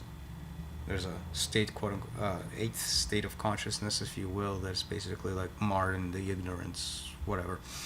I forget the details. It's Mahayana. Wait, okay. It's let me- Mahayana stuff. I so can I'm probably not give particular. that maybe something like that, but imagine somebody so far into this the egoic pleasure reward Mhm. system where that's all they're after, and not only that, but socially the levers are pushed onto them such that they will be killed. They know they will die one way or another if they do the wrong thing socially. How do you go back from that? How do you make the wrong move because people are watching you? And this is why you throwing out Buddhism is like throwing out the baby with the bathwater. What do you do for such a person and not get them killed? Right. Like, what Like, can you yes. offer? What progress? Because there's like a social matrix which is ensuring that the levers will always be fulfilled. and, they'll be and this is pulled. this is the problem for quote unquote the king, if you will. There's scripture about that. Being in the position of the king, the matters of kingdom management severely interfere with the matters of self-progress, like that. Right. And this is where Agreed. the internal mechanism for building yourself up as an internal corporation shield out comes from that thinking as well, in that you don't want this is again like why there's an interface with a system that is system friendly, in that you don't want to invite the violence of the system. Um, Doesn't this? you want the system to acknowledge the progress as something beneficial to itself, up until the point that there's not enough system to resist it. Right. Doesn't this kind of like suggest that there may be something for that person to do who's so far gone, or that king? Exactly. Right. Exactly. What this points to is that there is nobody who is in particularly um, protected from the model, if you will, in its way to flourish in any scenario. Um, it's just a matter of navigating a hostile landscape for it, Mm-hmm. which life does all the time. Yep. And so ultimately it's nothing further than the basic struggle of life for its own manifestation. Mm-hmm. If we're trying to talk about purposes, then we're going to get lost in systemic thinking again. Yep. Like, what's the purpose of a plant? What's the purpose of a bee? What's the It's not a purpose. It's what is. Yes. And so it's the ego is the one thing that's looking for purpose. In fact, you can actually Well, this is a You can top, ac- you a can actu- top-down you- apprehension. you can actually determine whether it's ego or not by this question. What's in it for me, right? Why do I care? Why? Like, any of those kinds of questions are egoic questions. If you're looking for some kind of transaction, if you're looking for an interaction that deals with a transfer of assets in any capacity, Right. But even the question, what is purpose? if you were to try to articulate that and answer it, it will be on transaction. It'll come back to that. To be in a Oh, transaction the reason again. the bee is there to make honey, so I can Correct. have Again, that. That's why I allow it to be there. You're exchanging facts as things, Mm-hmm. right? So it becomes another transaction. Ultimately, that transaction does not speak to the reality of why there are bees, what honey is for, Right. or Like where they came from, how did it happen that yeah, they're there? it's entirely it's just entirely a mechanism to put bits in their place. It's a way to take chaos out of chaos. Mm-hmm. The reason behind which lacks any actual significant meaning, because there's no mythology to capture that significance. Like, what is the purpose of finding out that we are stardust? What's the mythology that drives us to take that as a reality? What meaning can we infer from being Right. stardust? We don't get one. We don't have a mythology that Not makes really. stardust significant in any capacity. So what does this lack of mythology do? It causes nihilism. Yeah. A response which is entirely solipsistic. Meaning it does not actually have to do with one's life. It does not have to do with one's actual existence on the planet, and it has everything to do with the shit that goes on in their head. So, True in a story. way, doing anything without a mythology is berefting people of any capacity to reason about their existence. It's a removal of purpose. Not that purpose has to be something abstract out there, but any individual purpose is removed to the point of where, regardless of what you're doing, if you're not doing it for the system, you're wasting your time. So Mm-hmm. this is what causes people to say things like, I can't play the guitar, because I can't be a quote unquote rock star, so because I'm not good at this. Yeah. Therefore, it's not an activity I should ever do. Right. So now you have a person who is not playing a guitar, Right. not because they can't touch a guitar, but because they have all these weird ideas about what it's supposed to be. And meanwhile, simply the practice of music can put you in touch with mathematics, basically intuitive mathematics that will show you some deep shit, right? We can't even reach that point because 'Cause I'm you'll not. never I'm no be a good rock at this. star. Because I'm no good at this, and therefore I am never. I'm in that boat myself. I've had a guitar for the past 20 years, and I barely ever touch it. That's how sad this is. Yep. And like I'm realizing this now, and it's like fuck, so many years after the fact too. Yep. I'm not even a rock star. None of us are. But you picked up the guitar because I went to Israel once upon a time, got acquainted with it, showed Cameron a bunch of things. Cameron showed you a bunch of Yeah. things, and Yep. I started it, and you guys are Didn't- playing, and you and guys we're are actually finishing playing it. So that's the story behind there. Like, See, you can I take love. pride in I that. I do. It's a weird thing to take pride in, but like I do know that this is what happened in our lifetimes. Yeah. That I kind of started that ball rolling.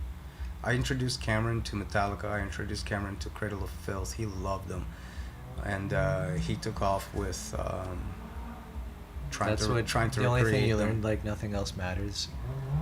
And I still think play you it. showed me that And I once. still play it. It's the only song. You know what?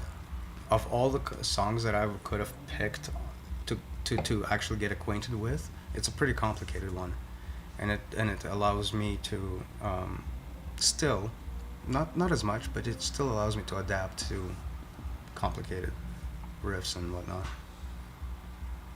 Never too late. My muscle memory is out of practice.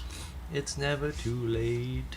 Like you know that stage of something when you've left something for so long, where your brain works far faster than your hands. Oh yeah. That's where I'm at with that. Oh yeah. Is it break time? I'm okay, but it could be. I believe it is break times.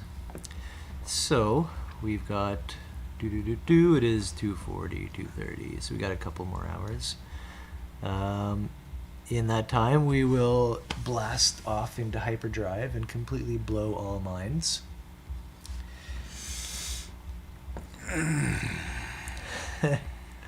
Until then, though, we'll be taking a break. So see you on the other side.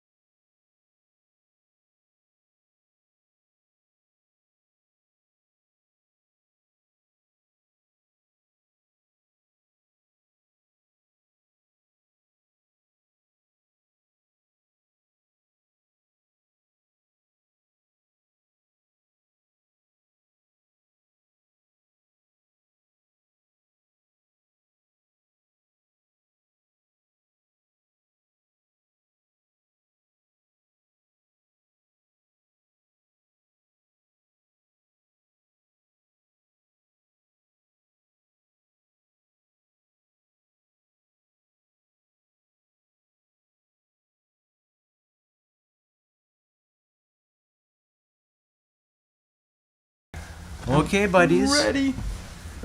Okay. So we did definitely just take a very long extended break. We had reasons. Yes, we have reasons, and we love you all.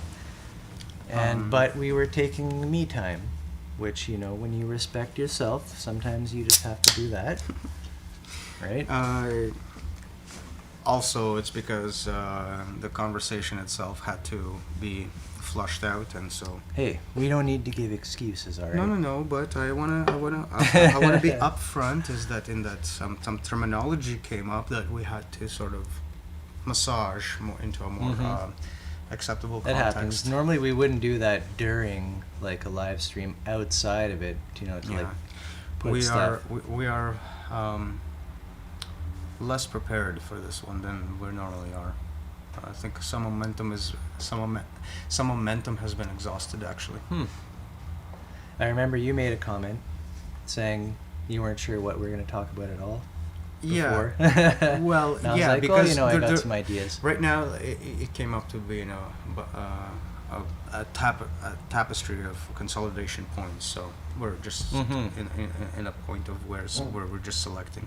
Selecting, consolidation points and letting their narratives play out for a number of different things, whatever's on the stack. We have one in mind, which was the result of our little absence. Right. Well, this is what we were just getting into, which was you wanted to explain solipsism versus objectivism, and how Go this more works. into it, yeah. And it turns out that like this can go pretty deep into Touchy subjects, very- to say the yeah. least. But gender being a very, very prominent one. this thing actually kind of wraps into like what we were talking about with the corporations nowadays. They don't go away, they don't dissolve. They're constantly in it for that profit motive or whatever it is, like to get something. Like it's what's Yeah. in it for the corporation, and they just hang around forever. Whereas So one comparison that was made was with modern marriage, actually. In particular, the relationship that the man is generally enjoying out of the transaction. In that Okay. they get to stick around and sort of like lay down the law. So we're showing an analogy of It's a kind metaphor. of a let's say abusive relationship. The analogy is that which happens out in the state between the corporation, the corporate, and the state, and then within a relationship between man and women. Sure. In a potentially abusive relationship, I guess, and which is why this is all touchy, and we can't. It's hard to say, like, to talk. Well, we just have to qualify things, and like, this pointing this out is important because it is abuse that happens in domestic cases, and it is abuse that happens on social wide. So why And it's shouldn't a we talk particular- about this? Why should it be hard to talk about? Moreover, there's a particular pattern, and it is in the pattern that we're highlighting the similarities between men and, say, the corporate world, and women, and, say, the governmental sort of backdrop to that. I think And I think intuitively I think because- it's already easy to see why think that's the analogy. Because the state represents a reflection back down to the people themselves and their collective will. Right, like the Keep in mind that the link. Gaia idea, the link back to nature, if you will, which the collective is always stood for. That's it. Yeah. meant- Good thing we have models, because that would be tough to imagine. Yeah, like when we're talking about the state, we're like obviously talking about the totalizing unity of the people within said state. So, with that in mind, what that state is, it would be should be synonymous with the state of nature. If we were to believe what the model is expressing. Right. So yeah, conceptually, at least. Yeah. So there's that connection, and then on top of that, the corporate world being the sort of like the fertilizing element, if you will, for new things to come The seed forward. into the soil. Yeah, the seed into the soil metaphor, and obviously the other male-female metaphor works here, um, to express new creation out of the existing state. So that's the link. In other words, wrangling resources towards your brand. Right. And so, if we were to take this link and then express this into what we see in the modern state and the modern corporation, what we will see is an abusive relationship that follows a very similar pattern to that of abusive marriage. Marriage being an arbitrary contract that binds identities together, identities out of which nobody can meaningfully move into or out of to begin with. So identities supplied by the very institution that provides the binding contract between them. Right. And- So we were just noticing how, I guess, in the model, and I don't know why exactly or how you could explain how this came about, but the institution and corporate relationship, this is like one of the first few videos we started doing, 3 or 4 or 5 in the series.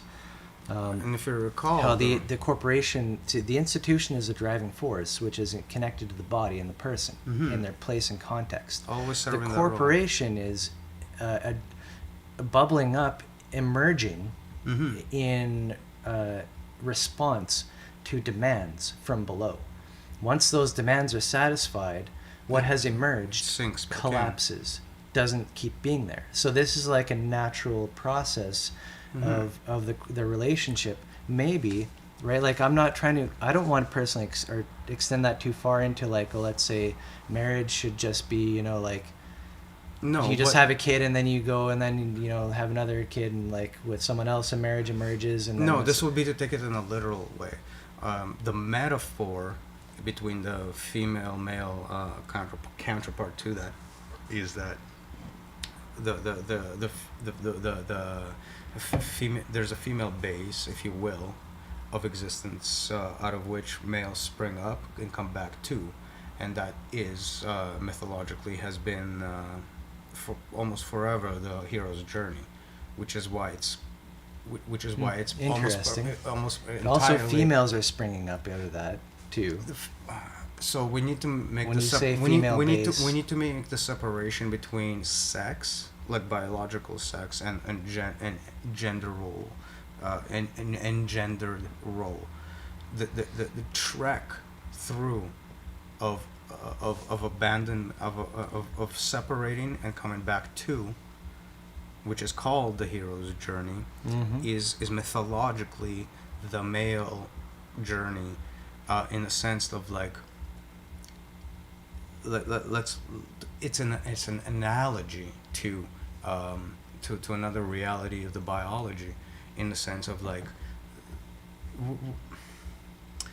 it wasn't known at the time, but I'm supposing it was sensed at the time, but now we do actually have this evidence in that, biologically speaking, the female, when it's developed, when the female is developing, all the eggs and all of that stuff is already there.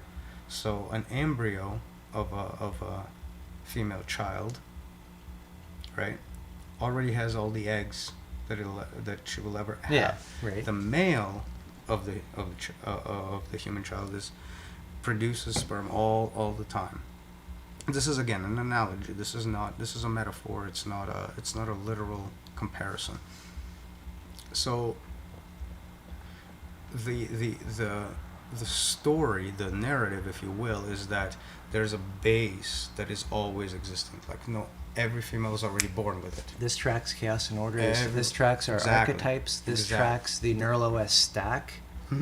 It tracks That's the literally myth. every stack and chart. Hence, it's being a myth, not a reality, like not a literalist exposition of Right. anything. Because it depends what you're looking at, Mhm. how to apply it. And so you can't just so say you it's have this So or you have it's this that. concept of constant growth, and things spring out of it, and reseed it with things from outside. Like, like go out into the world, bring something back in. Go out into the world, bring something back in, which is the picture. So Yeah. the stable core Right. is what mythologically like, becomes the female. The sort of like neurotic core, the go out into the world core, is the male that keeps coming Right. back. Now, if the male does not come back, It if the fails. male stays over here, develops male for male things over here, that's when you get the perversion. That's when you get of the concept, not of Okay. not of sexuality. So of I was the thinking concept. in that moment, I'm thinking, oh, you get death because you don't get replication. But you're probably saying actually That's you part of do it. get replication, but But it's perverted. cancerous. You get Right. the cancerous replication over here that is not reflecting And- back into nothing. and actually, And when suppressing when the this tree. cancer spreads to all the different organs at different layers, It then suppresses them. eventually it does actually cut its entire self off. Right, right. So that's the mythology of and of the interaction, and the this is when we can start to be reapplied back into what do we see in modern marriage and what do we see in modern state affairs, and we are seeing the exact same perversion of the thing that's supposed to spring off and come back springs off and stays with itself. Mm-hmm. That's the ego metaphor. That's the Right. system metaphor. That's all of those metaphors brought to light, and that's the Right. disconnect metaphor. Like the affect chart, the right side of the affect chart with conceit being swept into that vortex. Exactly. So sexuality wise, like whatever biologically you're born with, male or female, is not the comment here. The comment is about the mental application of oneself to the world, and so from this you get the other stereotypes. I was referring to the alpha male and the doormat female, which are the easiest to pinpoint, where you take the extreme versions of this mythology and apply it back to the biological stuff in such authoritative way, where you actually get an identity out of it, rather than an interaction in a mythological sense.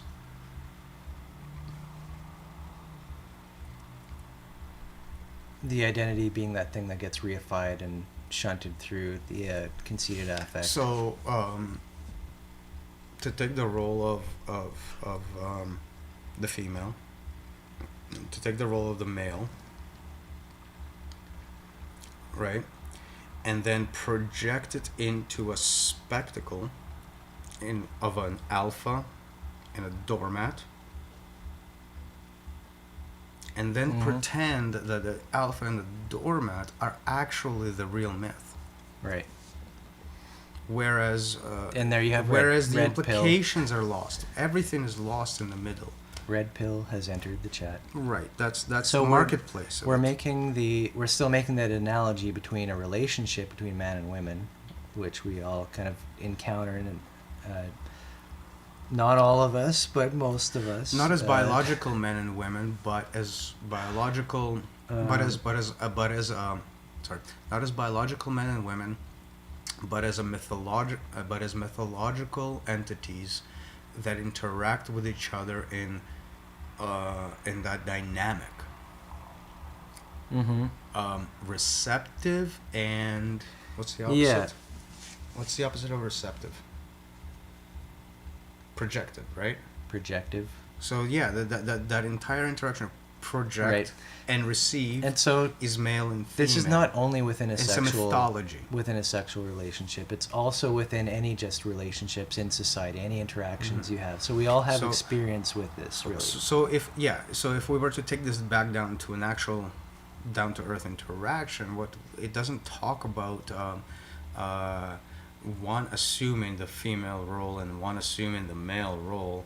No, what's happening is that in any interaction there is a female and male that are produced out of both to do the interaction, but is not assumed by anyone as an Okay, identity. Re- remember how? Do you know what I mean? Yes, but remember how we were talking about, like, I have a narrative, you have a narrative, and there's a collective narrative. That's it. That's it. Right. That is it. So the Correct. counterparts of male and female only have any meaning in terms of the nature of what that narrative was. So who was male and who was female is actually stupid questions. Wait. So when I say, so I have a narrative, you have a narrative, it could be, so let's say there's two people in an interaction. I have a narrative. From that perspective, they could also say they have part of that narrative, because let's say the masculine narrative that's interjecting into an interaction, and we can say, and I have a narrative, which is the feminine side of it, but we both all have that, and collectively in this collective narrative, something has happened with our bodies, the feminine side, say, being reception of it. In the dance with the masculine side of it, and we're both part of both parts of narrative. And if you dance that dance as a man, in the sexual sense, like biological sense, and you dance this dance as a woman in this biological sense, and you dance the dance in the intellectual sense, and together, like the roles will switch between the two of you depending on the context in which you're in. Both supplying the knowledge, if you will, for whatever context that comes up. So the interaction between the two of them is always unified, which tends to sit behind the real myth of marriage. Okay. So this is what I would call marriage, rather than a contract marriage. Right. A perverted marriage. It's the interaction of the people and with the male and female counterpart not completing a biological imperative at all, but rather an interactive one, which leaves the biological component of it arbitrary, really. Right? So the relationships that people have, aka man with man and all of that stuff, is not at all problematic in this scene. It's just what it is that you're calling man and what is it that you're calling woman that give those words any kind of meaning to begin with. Yeah, I wasn't thinking and about it's not that. it's not gonna be the wiener in between your legs. That's Right. the So- ultimate sense of it. So let's say what we're, a shortcut here to what we're talking about is, if even in such a relationship, a gay relationship, you're having these perverted roles reified to the point where this sadomasochism is happening between, and and there's never that switch. In other words, there's never that. This comes more with that- identity than anything else, right? So- when the roles and identities merge to the point of where roles becoming distinguishable from That makes me think identities. that it's not just you can't say, oh, like, gay sex is good or bad or whatever, but just as in a normal quote unquote male-female relationship, you would have completely perverted relationships, which could progress into healthy relationships. So let's not factor that out. But so you have perverted, and you also have, let's say, more healthy with these dynamics where things can flip, and it's just give the and healthy take and all the that. healthy relationship would then come down to the fact that the reification of the mythological parts coincide with the how people feel within themselves, right? And it's, again, the biology of the person will make that completely arbitrary, Right. which is what we're seeing. Mm-hmm. We're literally not, we're not seeing a lifestyle, we're not seeing anything else. We're seeing people, we're seeing a reification of comfort, of connection, but we're not able to justify it as such because the system by which we're using uses contracts. It doesn't use a proper mythology to actually identify the the validity of anything. Interesting. Yeah, that makes me think, like, what we're talking about right now, there has to be ways of, like, heuristics or whatever, of knowing if your relationship with somebody is healthy or not, like signposts and all that. And this is the kind of stuff that would be built into a myth, because you're seeing, is the myth playing out in my world right now or not? Here's what I'm seeing. And that's not there. Here's what I'm seeing. I'm seeing a single myth being pushed and consistently broken. The myth being like one man, one woman, and all of that stuff. Right, but it's like, if you go to the altar and if you do this and have rings, hold on. that means everything is great now. I just want to point out that because that myth exists, there is a huge backlash right around it. Polyamorism. Like gay marriage. Backlash, quote unquote. Yeah, like anything that you mean anything surfacing or of so due if it's to framed this way, illegalization. if it's framed this way, all the other frameworks all of a sudden come out as backlash. They become framed as well. Right, but as backlash. There's probably an effect. Backlash because this was instated, and so Correct. immediately No, everybody's looking at alternatives. Right. A diseased framework, yeah. Right, so it was implanted, so there's a backlash of all the different ways that you can go. And it's systemic in itself. Those different ways, they are no longer natural. They're not. They're a reaction, and they're just reactive, right? Right. So contrast this with what I was saying earlier. But not all of them are like that. But some of them are genuine. Hold on. But contrast this with all of these are deemed as quote unquote lifestyles. But contrast this with what I was saying earlier, that the biological sex between the male and female relationship is actually arbitrary. So, nobody's looking for men and women in the biological sense. Nobody's doing that. What they're looking for is for people that complement them. Right? And complement them in specific ways. And some you mean of like some synergize. of those, yeah, not just nice hair. and I'm absolutely not saying that there is biological attraction components that are completely to be avoided. Look, you cannot select your lifestyle. How do I know this? Personal experience. It's the smell. It's the smell. I don't have any other experience to actually draw on. I've never. There's a scent to men that I can't stand. Which And that's the only thing stopping you from. Well, it's not the, you can't say it's not the. I can't say it's the only thing, because what it means is that any imagination that would even venture that route has to involve that. Is already short circuited, right? Like there's like this. It's not like I can't. It's not like a garbage smell or anything. It's just. It just, well, that is conversely. These are pheromones. Right. That's it. That I'm more than certain that that's it. It's conversely, a chemical reaction. Like conversely, there's like when it comes to, say, my wife, it's one of the primal things that is actually attracting me to her is not any idea about her. Right. It's the smell.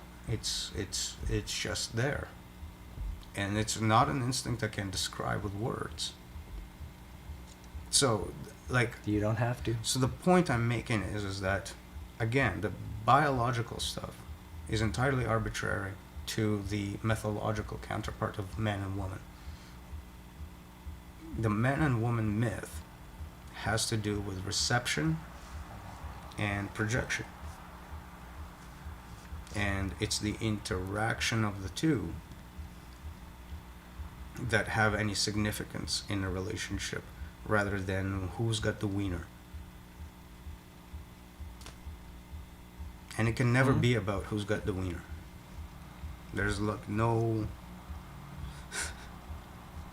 like it becomes Now, completely arbitrary. there's another, I don't know how much of a point it is, but that people, let's say born one or the other sex, happen to be flooded with hormones which cause certain different behaviors which happen to align with this. Right. So to Myth. be on the opposite end of the cocktail of the drug cocktail. This is what You're it just- is. Let's say they are polarized, No, typically by there's biology. a polarity only in the if you look at it scientifically, the only polarity that we really get is one of the cocktail of drugs that is infused within our bloodstream. That's a lot. It's a huge difference, yes, and it's very I isolated. know it's not a lot, but it's also is a lot. No, it's very unique to each individual. So Yeah. so yeah, the physiological and the pheromonal can have variation spectrums. Take But take but, our there- but that will, archetype. but that will never change the dynamics of the relationship of reception and projection. Take the archetype stack chart that we. And again, developed. I challenge to find more meaningful reasons to have words like man and woman in a language, aside from reifying something mythological. So, Because again, when we come back down to biology, we have no case for it. I think that it just happens, and you could probably scientifically suss it out through experimentation that depending on which chromosome you built with, you're going to see that male is better equipped to deal with the top of this chart and female better equipped to deal with the bottom. Given the mythology, yes. So, Given the biology, we're not going to make that point at all. yeah, Let's so let's just make sure that this is maybe- really clear. maybe you it's can, a like, mythological concept. you can maybe clarify that because Okay, well, I've been trying to. I've been trying to say that the biological elements of having a penis or having a vagina is utterly irrespective of the mythology, which is why on the actual element of relationship we see right. we You're see variations in this. yes. in You're trying to make biology. explicit that there is A distinct idea between what we mean by male and female, and making sure that it's not tied to biological morphology Right. of any kind. so the classic SOTS mistake doesn't happen. Right. Hopefully. I'm sure it's still going to be subjected to Of course, scrutiny. this is just one little soundbite in the stream. But yeah, like every time male and female is mentioned, always mythologically. And Right, from which makes that total sense. from that perspective, we're looking at the duality archetype stack, which presents chaos and order, which corresponds to female and male, and respectively, but from the perspective of reception and projection. Tying back to the myth of the female being the base, the tree, and the male being the offshoot and the offshoot into the world that brings pieces of it back into the tree for further integration. So, The in, seed that gets selected into the ground in to some become a new tree. in some sense, a viral being. Interestingly enough, the Mhm. system has been projected as a virus. So, Which system? the system, The system. capital S, as a viral structure. But isn't everything kind of like that? Mm. Unless by virus No, you virus mean means hijacking a injected machinery and of something hijacking. else. Correct. Yeah. So if you'll notice that the analogy still stands. Yes, and that's great.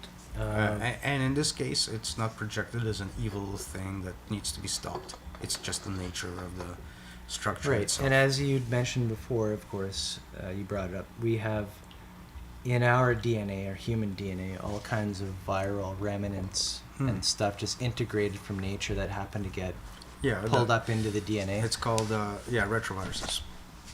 Retroviruses will normally, or rather, non-retro viruses will hijack the machinery of the cell without interfering with its core DNA. So they will inject bits of information that can play with the machinery outside outside of the DNA capsule. Like if you know the boss of a factory and you just No. It's like no. twist his arm a little bit Not and the then, boss. and then he produces some No, other it's the other way around. It's the not supervisor. the boss. It's not the boss. It's somebody like a few layers removed from the boss who knows how to get stuff done in there. Who knows how to hijack the machinery. That's what I mean. You bypass the boss. A retrovirus doesn't bypass the boss. It goes to the boss, Yeah. and it gets the boss to do all those things. Right. And fundamentally, the whole structure changes, and that change it gets replicated further on, and that's what the differentiation factor is between a retrovirus and a non-retrovirus. Correct. Now, the analogy being is that the male behaves as a retrovirus in the positive sense. In that whatever it tends to bring back Yes, into this is how them, it brings back into the system Right. gets reincorporated into its core DNA, and so new lessons are learned. The tribe is flourishing. Right. The breakup of the reinjection of this process is what causes it, the male counterpart, if you will, of the mythology, to become a real virus without the retro Okay. element, which does not inject. It just keeps the same crippled core subjugated and subjugated Yes. and subjugated. Correct. Wow. And- Yep. That's a big and- distinction. And the outer effects of that, we see the abusive relationship in marriage, and the corporate abuse of of nature. That's the connection. That's the analogy. That's the long thread of it, if you will. Damn. So says I. No, like I totally got I'm just it. man. joking. Totally got it. It just seemed fitting. Break time or what? Short. Is what you saying? Yep. Be right back.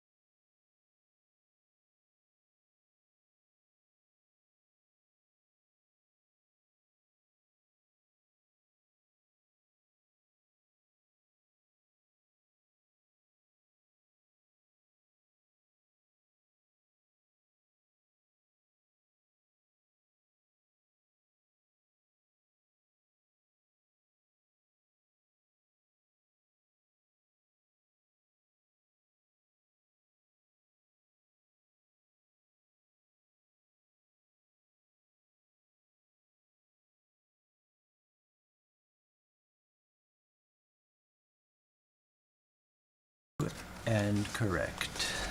So So you've got a male going off from the original from mother, female, and you've got two paths. One is as a virus, one is a retro. The retro is the one that leads you off into higher places with the next female. The virus itself loops back into its own twisted mentality. let me be a little bit controversial here.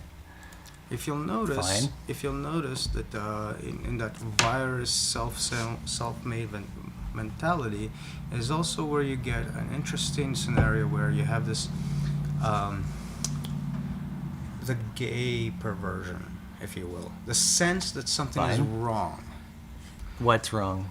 Nobody sense? Nobody knows what's wrong. With a So- gay person or what? No, What's so the so gay that's my thing? point. That's my point, and I want to make sure Oh, you're, I'm not so you are offending anybody. Okay, yep. So that's my point right there. Like there's like this interesting male-oriented perversion going on with the virus side of it, which a lot of people take to be quote unquote sodomy. Notice that that's a systemic response to this feeling. Something is wrong. What's wrong is the identity. The identity of being gay, the identity of being straight, the identity of being this, and this. While the biological element of a relationship is fundamentally arbitrary.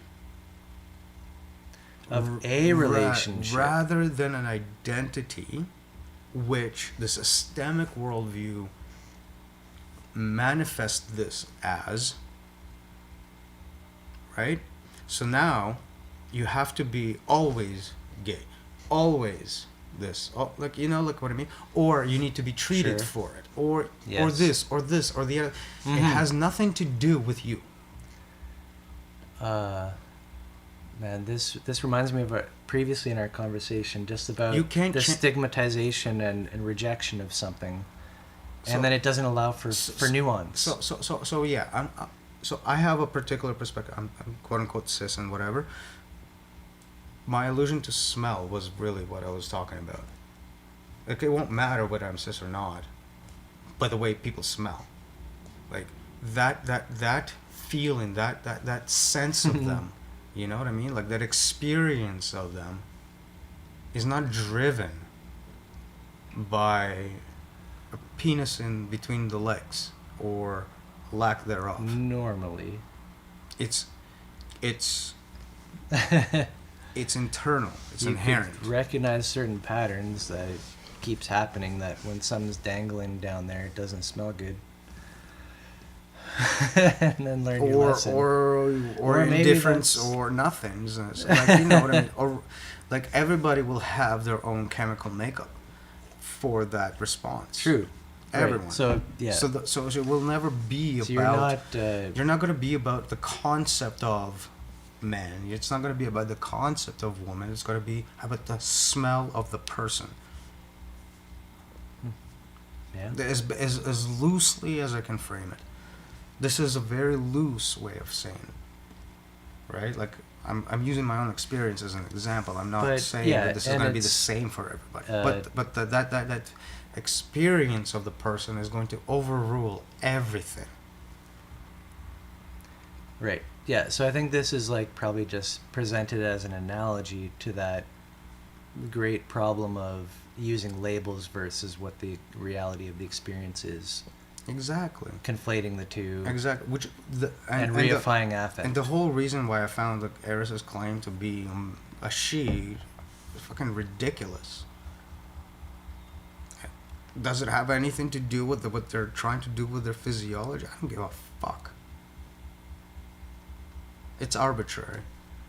Male and female is a mythology that has to do with behavior, with relationship, with projection, Hmm. and True. Yeah. and well, because there's only. I mean, it's not true from this perspective of but yes, ultimate truth. It's check true from this like out. this is what's useful. A network jack has typically using 4 out of 8 wires. That is 2 pairs. One is a receive and one is a transmit. Which means what to the biological body? That does both. That's my point. You'll never get there from there. You will never get there from the physiology. The physiology is only going to play part of the myth. Right. Only the myth is going to give it a meaning. That this physiology is female and therefore it's got that. Mm-hmm. A story which you don't have to even believe. Real life is more complicated. You can experience the exact same myth as a biological female, but as a male. Look, there's no issues there. There's no. So it's counterproductive to assign. We've almost gone like balls deep in this discussion. The whole thing was Almost. supposed the whole thing is supposed to be a framework for sadism and masochism. Right. We could circle back to. No. We need to.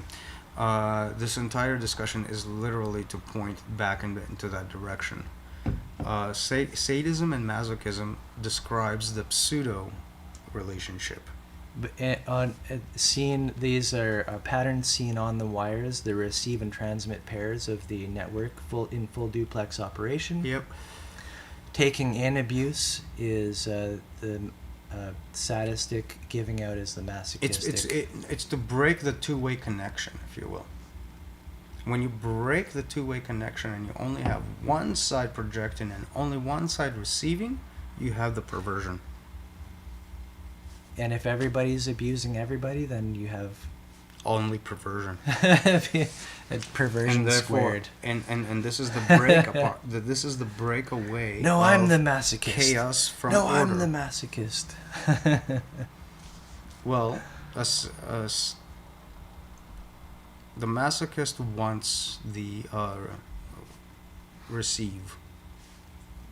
Almost. It sounds untenable fall. if both people want both. Or is that like the well, utopia? everybody plays both roles. But anyway, ultimately, okay. just like in the actual marriage, just like in the actual interaction, everybody is everybody. You do play both roles, regardless. To ground this, the point that's why you have the executive that goes home and gets diapered by some fucking. Good. The point of all this is to create an analogy of a personal level relationship that we can experience between people and people, and a more abstract social operating system experience between the corporation and the state. Which is right? which really amounts to the people and nature. The environment they find themselves in. The state being not necessarily the political state, if you will. I think that's. It's all the people, though, isn't? What do you mean, nature, as opposed to, or like define that better? I didn't see how you linked that. As opposed to the systemic state, where you have an arbitrary border, with an arbitrary government, with an arbitrary laws for business. I'm talking about the state as in, sans that. If you were to go without that overlay, there's also the state of nature, which dictates things. One way or the other. It says yes and it says no. So let's bring that back to it is a Thanos in its own way. Let's bring that back to our discussion about institution and corporation, right? That's where we kind of want to bring the analogy of this male-female dynamic, correct, into the social. So we want to show how big picture that society is being abused. Okay, well, and from this, that should be easy to allude to, because if you look at the content, that's what we're doing. The concept of corporation as it is in society today, Its Right, as the mandate mail that should have gone away already, but it's should still have there gone and away and still, come back. still abusing the state. Its mandate is to offload every thing it cannot manage to society. It's mandate. It's basically a setup Right. such that unless there's a law governing some element of their output, which might be garbage, which is the vast majority of corporate output would be. Sure. Waste, yeah. It's a matter of entropy. It's not possible to be otherwise. Yeah. All It's probably all endeavors will have higher sadly entropy. way worse than proper. we ever would think. So,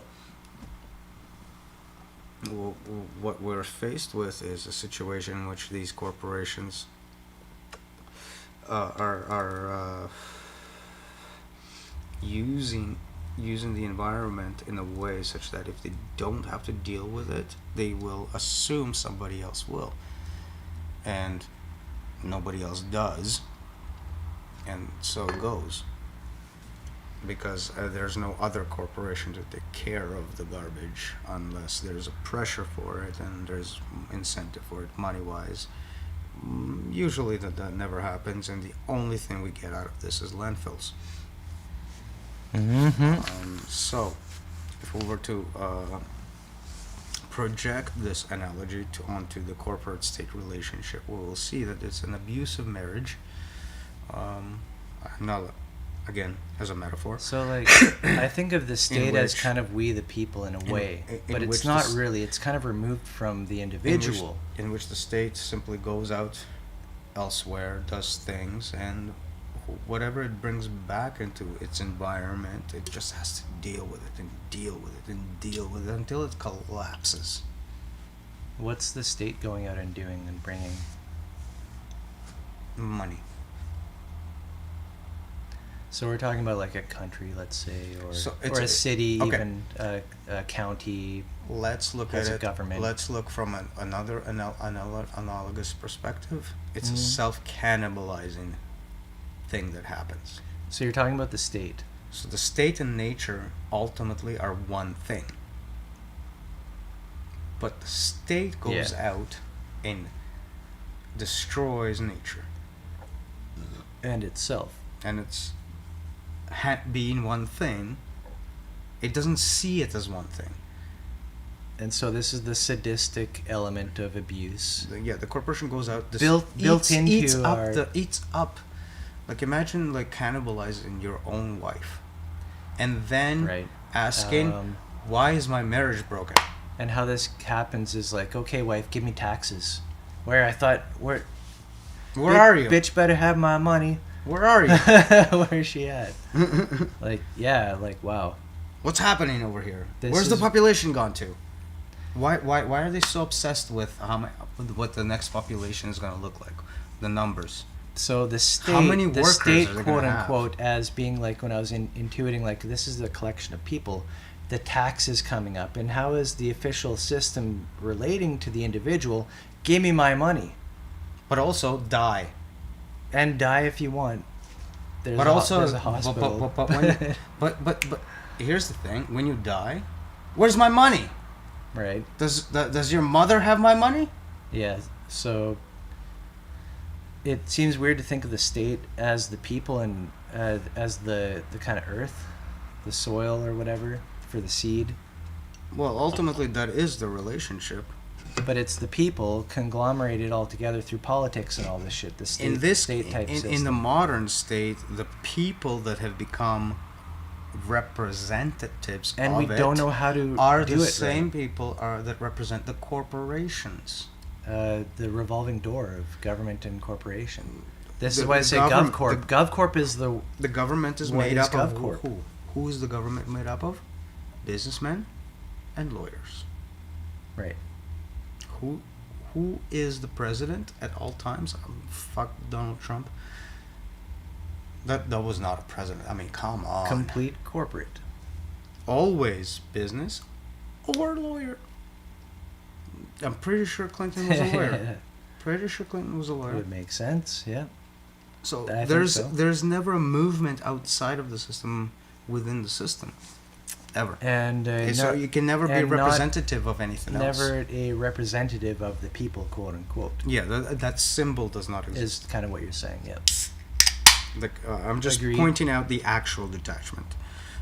Symbolic detachment is far deeper than that. Correct. This is just a manifestation of it. That you don't see representatives outside of that field at all. So the analogy here is through like a male-female relationship. The female is as like a layer of which emerges the male to go out into the world and to come back with that retroactive information. Mm-hmm. In the case of the state, so we can project that up and say All of the institution- males are siphoned up into some arbitrary cloud world. the institution is a state, and the corporations are being projected out to come back with good news, basically. Ideally. And to be absorbed back in and to come Right. out later. So, but but they don't. They project up, and they Stay there and of- suppress. They stay of their own fiat. Mm-hmm. They stay by fiat.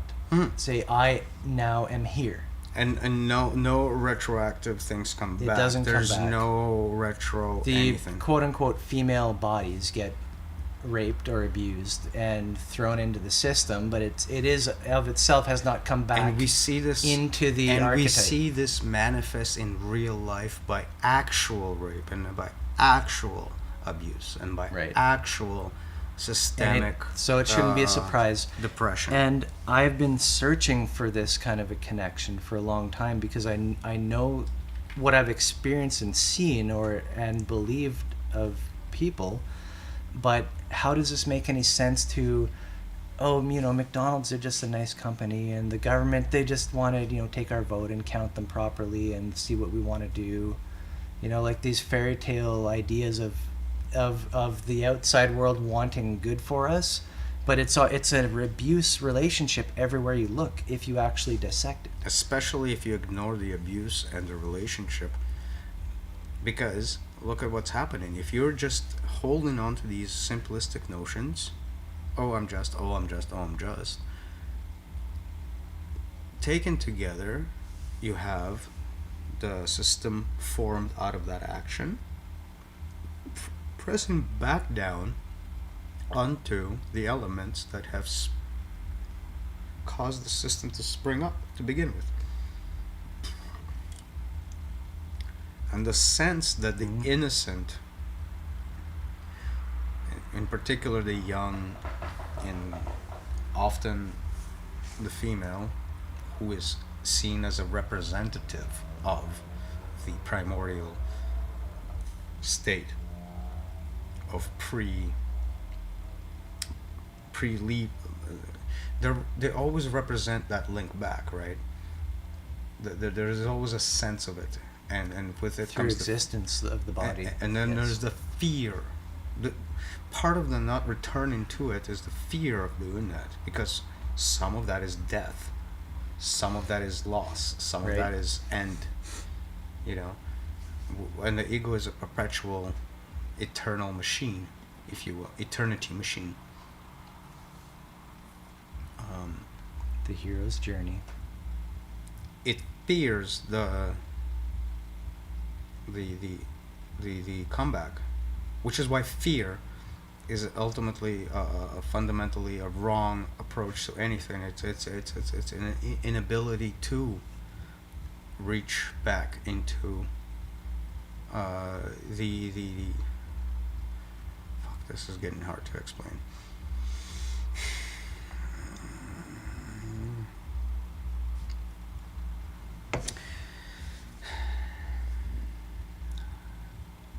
I don't think there's words to say this. It could be. It comes down to art.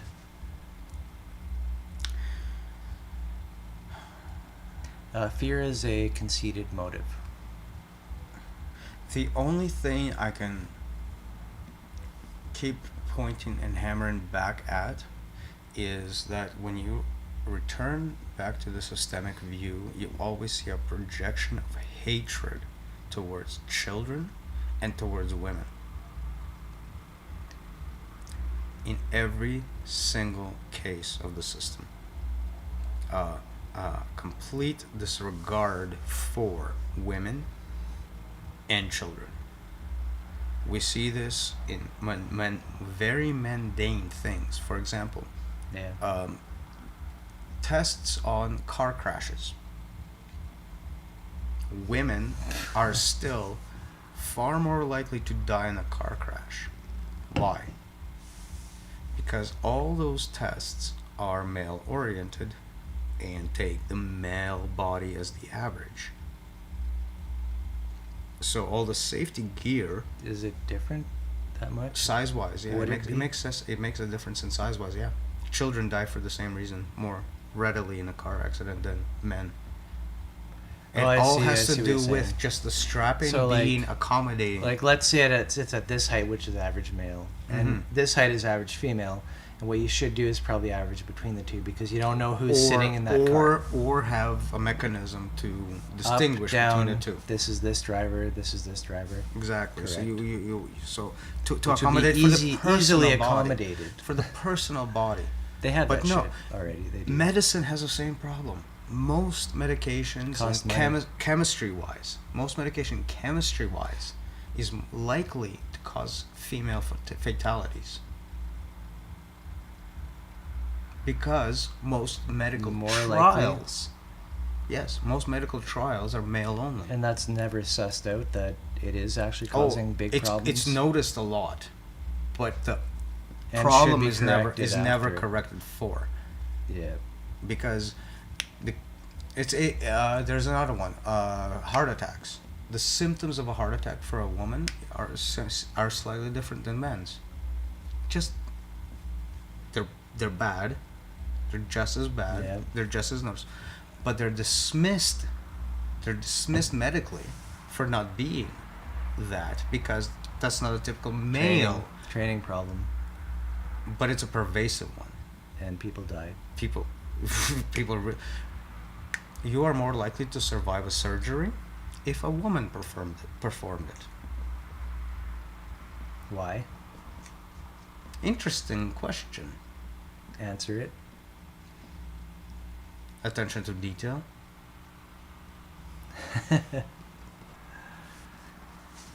This brings back the. This there's brings a- back there the is a chart. statistics What did I that says say this. about the chart? Right. We brought up this. The It's- female is better, potentially, usually to the bottom, male to the top. the so integrative aspect. To the bottom, you're taking in more feedback. I the think. and You haven't decided on a course. With the male mind, you may decide, okay, I have to do this, this, this, this. You just do, but you're not paying attention to what's actually happening. What the subject is telling you. What Like, if you- this is what if your bleeding more plan- than yeah, that's what if your bleeding more plan than is- it should right now, or this is exactly. That's that lack of sensitivity is Man. male. high five. But That's some it's male, but it's that's some not science right tied to there. the penis. Okay, it's male, but it's not tied to the penis. But that's why you have in general a situation in where you are far more likely to survive a surgery because a female performed it. or even better yet, a robot. Oh no, the robot is actually worse. Oh, they're not the- doing too good, are they? It's it's the extreme male. It's going to miss all nuance. Correct. Unless it's been trained in it somehow. And yet, let's say, to bring the point home, this is not a nuance that is inapproachable or that can't be had by somebody who has a penis between their legs. No, I can't imagine a more declarative way of stating that this has nothing to do with biology. Right. Male and female is a See, so mythology. we've just driven the point home that we've tried to make. The manifestation of mythology in terms of statistics is a different element of it. It's just a pointer to the fact that, well, statistically, yes, there is a difference. No, And- statistically is what nature is showing us is that the mythology I'll bring is it. it needs to go a particular Let me way. bring an extreme point in, which I should not. It just points to the fact Or that should I? mythology should go a particular way. Uh, And that is in the same boat as convergent evolution. Why does the next layer of complexity tend to look the same everywhere it goes? Why does it converge on these things? Same constraint profile. The higher Similar the constraint higher in the profile. layers you go, the higher the constraint is towards isomorphism. Right. Why do all these animals have eyeballs and ears and noses? Isn't that weird?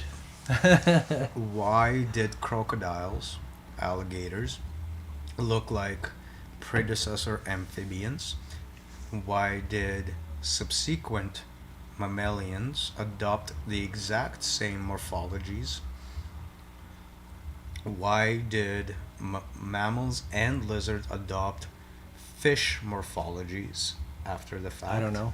I have no Because idea. they went back to the same areas of existence and had to deal with the same environment. Mm-hmm. However, each time something went back, if you will, and converged on a body shape, what it brought with it is different kinds of carriers. Adaptations. Dolphins are social. Fish, not so. Fish are pseudo-social. They school. Exactly, they're pseudo-social. protection. They will merge into a school of fish and will move in the same union, but like bacteria will. Dolphins talk. So, same environment, extra carriers. Way after the fact, Sure. Yeah. right? So every time you re-emerge into the same things, what Okay. emerges into it can be far more equipped to deal with Now, different carriers. This is interesting in how it's reminding me of the dashboard. Look at us. The dashboard, and how conversations on the dashboard happen within guilds. Like, let's say you learn something and then it gets reincorporated into the protocols of what's going to be utilized next time you do that. Right? Like this coming back, the retroactive Mhm. injection of code Mhm. based on lessons learned. And this is consolidation and decay Self-reference. that we see at any point of the dashboard, I guess. and self-reference in and of it. Excuse me, in and of itself. The dashboard, how I kind of envision it, is mostly like when you think in a static sense, consolidation. It's a giant consolidation of Focal of point. media, Yeah, it's a of focal. It's a mediation. focal mediation point. Yeah. right? And you can use Did it you to see- go out to any point and have narratives stretching out, and then Did- come did- back and feed it. Did you see how I set it up in the The Excel spreadsheets. file? You- Yeah. If you go into it, I can pull it up, Yeah, go ahead. but It's not gonna be. It's I not just gonna be like, barely reviewed it. No, don't so- worry about that. Like let's just go. Let's just look at the basics. This is the first sheet, so it's great. That's all I want to do. Oops, Ah, not that one. what are you doing? Not that patience. Here it is. All right. This So is the kernel. yeah. We have So a- we've defined like 5 or 6 different sets of things, objects here. Right. So You we have can- an artifact, which is a basic data unit, and it carries whatever arbitrary information. But then we're looking at an agent, which is something that can send. Is what it has. An agent is what has conversations, right? So. But if you look back at It's it, like an unknown source of yeah, signaling. all it is actually an artifact with an identity. It is itself An- some kind of message an artifact somewhere. flux, because Right. you'll never identify what artifacts And compose that. then you have a dashboard, which is yet another artifact, which is just takes a perimeter view of a bunch of those agents and gives them some kind of rules of how they can interact with each other. And out of that, you have another layer of abstraction, which is called context, but it is itself a dashboard, and all of the agents and rules that it's dealing with is other dashboards in a particular manifestation of Okay. a context. You're talking like a about tree. inter-dashboard communication Yeah. ability. And then you have a coherence score, which takes this context thing and says, okay, whatever is being said in this context, which is this tree of dashboards, how relevant is it? Is it like on the mediocre? Is it below, or is it something above? How do you judge that? That has to do with how conversations end. Is and that how a real-time- conversations end, so people rank the conversation. Right. Posts- So it's a one-time judgment. posts. There's going to be a more Okay. So accumulated I was score. thinking data browsing later on, where you would say, okay, this is relevant to my query. This isn't relevant. This is different. So no, it's the same. Coherence works both ways. So you give a piece of information some coherence, right? But based on the fact that you interacted with that piece of information, your own coherence within the system Right. is reflected by the coherence of that content. The fact that your name is applied to how coherent you said that it is. Yeah. And So you advertise. so say that. you have a conversation of 5 people, if all of them say it's coherent, right? The conversation gets the I'm coherent score, and everybody involved says I had one coherent conversation.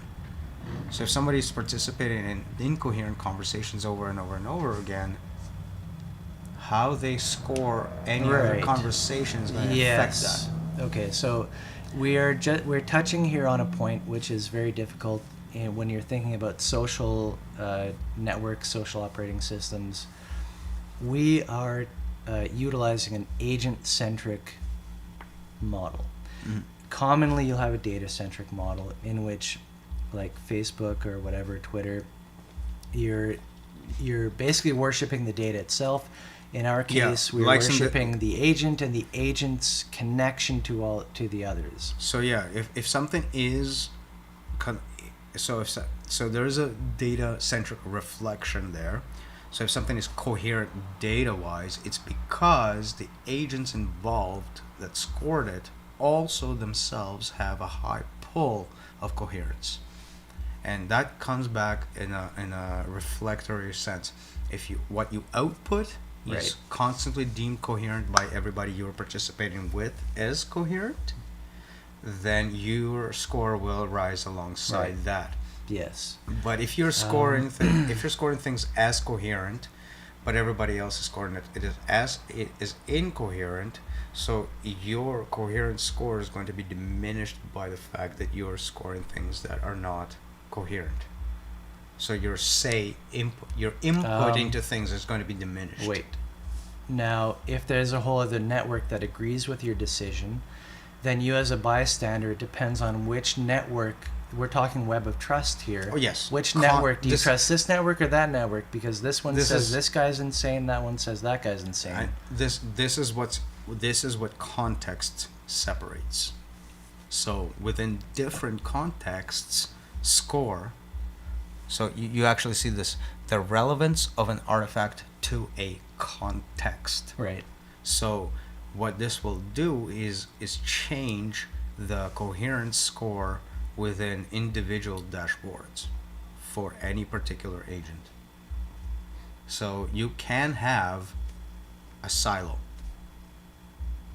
Right. And so And nobody can judge you for this it. also allows but it won't you affect anyone. This allows you as the observer to see two completely separate regions of trust, I guess, having different realities. It should allow everybody involved to see that there is a huge problem because there's a silo. And this is where there should be consolidation. Sure. or reconciliation, I guess I mean, not Sure. consolidation. But What this would do essentially is pave the clarity of it. Is going to expose it. It's going to Right. say, okay, this is a clear contradiction. This is a Right. clear which is great. problem, And nobody for should the be core. nobody should be blamed for that and say, okay, now everybody on my network, nobody no longer talk to that whole range of people. Like you can Well, with, you can't with you- this kind of stuff well, you can cut them off. Well, you can't right? do that because nobody can control whose dashboard they're in. So if you happen to be in a Right. problematic dashboard, you can not associate with it anymore and back into somebody else. And Let's not and change forget. your, and change Let's that. not forget though that like the internet has been taken over by centralized websites and all that. Any kind of technology we come up with is going to come up with its own version of the trust aggregator. I am the trust. You trust me. Hence- I tell you what to trust. Hence, we do not have truth spread out into any kind of fuck, what are they called? Those trees. The data trees. We're not going to have any kind of consensus metaphor. There's no consensus. There's no hollow chain. There's no one chain of truth. There's a tree of possibilities. So everybody's free to exercise their own dream, if you will. It's only going to be in the ability to consolidate these dreams that any functional thing can be derived from it. It sounds good. And for the most part, none of those things are going to be necessary. None of these things are going to be need to be done, and for the most part, none of these things need to affect anyone else, because they that's not the nature of thought. You know, it's only the intrusive thought that needs to change somebody else's life. hmm And who the fuck wants to actually be part of that? I cannot understand. Well, I think we're born into it. We don't really understand what happens to No, us. I know. I've mentioned this a number of times on Reddit. I was like, why do you want to be so nosy? Why do you need to care so much about what somebody else is doing? but when they need to hold each other up for a stand. Yeah, imagine what it's like to be you in that position, you motherfucker. Being held up to a standard. Oh, it's oppression.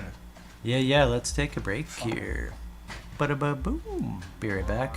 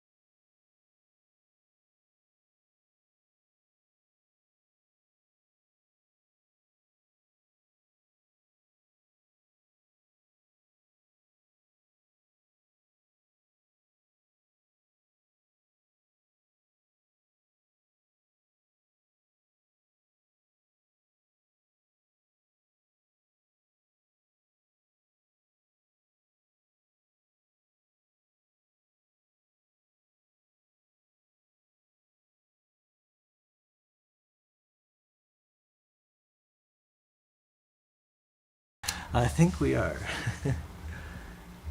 And we are back for basically a what do you call it? Overtime, if you will. A rundown of grievances. Grievances, whatever comes out, right? But we are just basically chilling for the rest of the session. I think we did like a pretty great job on this topic that I think we brought up before, like the male-female chaos order dichotomy. But I don't think we got into this, like the abuse spectrum. Okay. And the analogy and the person. You know what? On the You're state. right. Like wow, that's. Why don't we do a little bit for that and just dive into sadism, masochism kind of stuff. You still got some ideas about that? Well, and I mean, those are the. We'll try to keep it related to the big picture, corporate state kind of thing, right? Okay, sadism and masochism. Come on. Right. Yeah. It's absolutely related. So the analogy analogy. The analogy is the fact that the way the corporation works with the state is that it makes it its bitch. Right. It saturates it with its own lobbyists. Yeah, it saturates it with itself, and then if we were to make the quote unquote sexual analogy, it's and like, so this is the problematic gay sex that we were talking about. We have representatives that are compromised because they should be having an immune system response to the corporation, quote unquote, fucking us over as the representative of the people, but they don't do that. No, I do. They're in bed literally. I honestly apologize for my somewhat extremist exposition on the matter. So please don't get too triggered. I will. The entire analogy to sodomy and whatnot. I will say that I can observe an isomorphism, and I think this is appropriate, and I think we need to talk about this. Again, the analogy is not being referred to the biological components of an interaction, because as we have all hopefully remembering, that the biological components are arbitrary. The entire sodomizing element is all entirely mythological again. So we need to look really look at that from that perspective.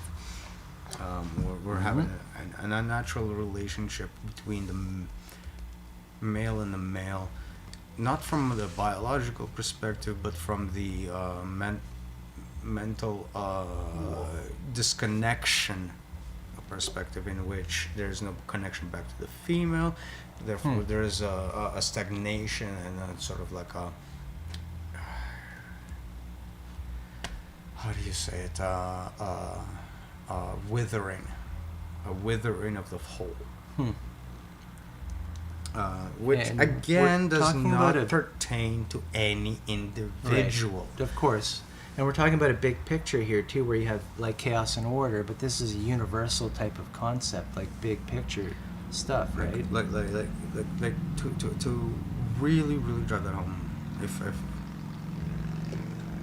Keep going, the man. entire sexual orientation question is not what's being referred to here whatsoever.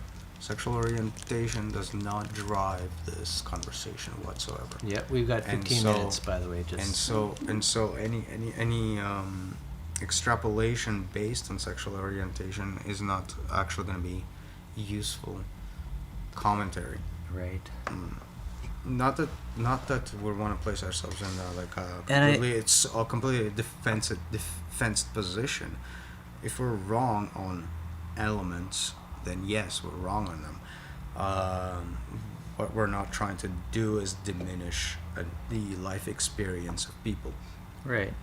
So we're not trying to address it. Yeah. We're talking about a bigger picture thing than any. We're trying to address person. a metaphorical element of Right. of the situation. That's a great point. So yeah, because people are great. People are the best. I will maintain that the biological elements are arbitrary to the interaction, and so the entire idea of the gay couple, the any kind of couple, really, between two humans, is absolutely legitimized in every way, in every capacity. Right. And I guess no question is being asked especially there. if you consider how complex our society has become, and like what different roles can happen, and healthy things and like good stuff happening, it can take many different forms. It doesn't have to be a certain way. We have like all kinds of social and whatever. The mother-child, the father-child, the brother, the sister relationships, none of them have to be biological. None of them. Yeah, like I think the left is right on that. The left is right Yeah, I get it. on that point. I mean, But, okay, but then there's, let's make it personal for, but then for, there's, for a second. Let's make it personal. For how long have we been brothers? Exactly. 20. Exactly. Like it's a thing. The fact that it's a thing is a pointer. Yeah. Like we're not just friends. We've been family for a while. Yeah. That's why I can make a comment to your mother. It's like, Brian, listen to your mother, Yes, and everybody and everybody thinks it's funny. it feels like an uncle to me or something, you know. Yeah. So, like, despite the lack of genetic connection, if you will, right? Like, I don't have biological brothers per se, but, right? Like, you, Terry, Cameron, even with our strange relationships, Yeah. Yeah. I can't point to anyone else. I grew up with you guys. That's true. And if you try to categorize any particular relationship, you're gonna like fail. And this Like- brings me back to the native perspective. Like every object is a unique category, just going along with its own story, right? So the adoption of brotherhood, the adoption of that kind of family and whatnot is, again, it's situational. It's not. And it's something that's It's allowed. Not, it's not arbitrated by rules. It's just allowed by this kind of more an open, I guess, mindset. It's parallelism. It's hated for the inability to be tracked. Right? Like you can't capture the fact that I treat Right. you like a brother. Nobody can capture that because in the system, you and I are from different families. You and I don't share anything of commonality. But now it's been recorded into We're only YouTube. associated. So YouTube knows. Now Google No, I knows. know, but you can never see us as brothers. You can never make that association like you and I, familial. can. You and I can. Like, Yeah, that's an interesting take on familial too of the guild. like none Proximal guild. none of this can account for you being able to like just walk into my house and say something and be like, "Yo, Yeah. what's up?" Hey, I'm here. Like none of that is impossible in the system. I have arrived. I've arrived. So we got 10 Sure. minutes left on the official 4-hour tracker because my transcripting service does not like More than anything 4 over hours. that. So yeah, like this is just a recap. We're basically taking a victory lap right now. We're not going to put the camera back on just because we're chilling. And yeah, 10 minutes. Do you want to recap or talk about? Did we miss anything? Sadism, masochism. Do you think you covered that in how it applies? I think to I'm the, going to introduce. applies to the social. I think I'm going to introduce the triggering word that we tried to avoid. No. The word for abuse. The word for abuse. Right. So this is the relationship between the corporate and the state. the Is a tru- relationship of abuse. But The the analogy true, but the we've true, been- but the real word that really sprung this conversation is that of rape. Mm-hmm. That the relationship between the corporate and the state is that of rape, with the state being the victim and the corporation being the perpetrator. Right. And it's a power grab. And Yep. in It's- terms, it is an analogy. So, in terms of which being an we are going analogy, to assume that each of us has taken part or experienced this to some degree. That's why we say it's an analogy, Yeah. but it's also real. There are real The reality manifestations that of- are the worst that you could imagine. the reality But of our experience. We are is going to real. take part in this analogy. And you actually can feel this for whenever the state demands anything. Right. Like what we were talking about earlier, the Which- relationship. Where's my money? Give me my money. Which is the corporate facade of the state. And as if that's the only... Interacting with the state as the people, if you will, and demanding elements from it for its own satisfaction. In a completely power Right. relation, not a mutual not a mutual manifestation of a relationship. And this is where you get the rape metaphor, in that there's no willing in the transaction. Right. And even in giving of the taxes, you don't know why. There's no willing. Where is it going? I haven't given my consent specifically because nobody asked me, and no one ever explained Oh to no, me. some people are really happy to pay taxes. Fine, but me, I'm saying, But that's more nobody of a- explained to me where this is going or anything. There's no personal connection to the state, right? Right. Like you don't call somebody up Your and they causes say, have no effects. they tell you, where your money goes or anything like that. So basically, your participatory power is swallowed up. Yeah, I think that's important. And we should be able to see it right away, happening or not happening. Is there a feedback loop? Is there the side channel? Right? This is the relationship that we want with the state. Who can I talk to that makes me feel like this is a human thing? Oh, nobody. Interesting. Well, that's the default. And then if they provide it, does it really? Oh, look, I got a machine answer. I got a mechanical answer Right. from a humanoid automaton. Yeah, and so this idea of the state is supposed to be emergent as a political process from the ground up.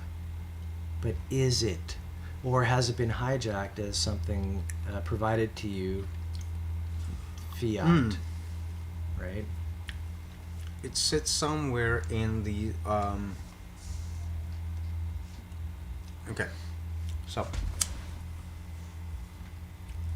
convergent evolution allows for certain formulations to be more likely than others, right? Correct. This is an injection of a linguistic breakdown of what this could be amount to, such that the whole thing becomes calculated and solidified in arbitrariness. Right. And Typical. and then funnels are created to upstream it, to reify it. Narrow passageways which disallow all other passageways. I think I see what you're saying. This is the state reification process. And then back For down. itself, rather than for anything else. Right. It's avoiding all of these other passages in between its little narrow windows. And this is what currency allows. It allows the breakup of all concepts into quantifications. And by quantifying stuff, you can create a layer of arbitrariness that siphons all of that energy. Right. Exactly, yeah. Which is the same aversion that the Taoists have to any symbolic system, but the same problem with throwing the fucking baby out with the bathwater. The problem is we're already in it, Jim. Sorry to report. So we got, let's see, let's call it 2 minutes left because I don't want to cut it too short. But we are at our final remarks section of this live stream, which I have loved actually. Like this was completely even less planned than usual, which is almost nothing. But We managed to pick up and address a lot of consolidation points. Let's call them consolidation points. Which is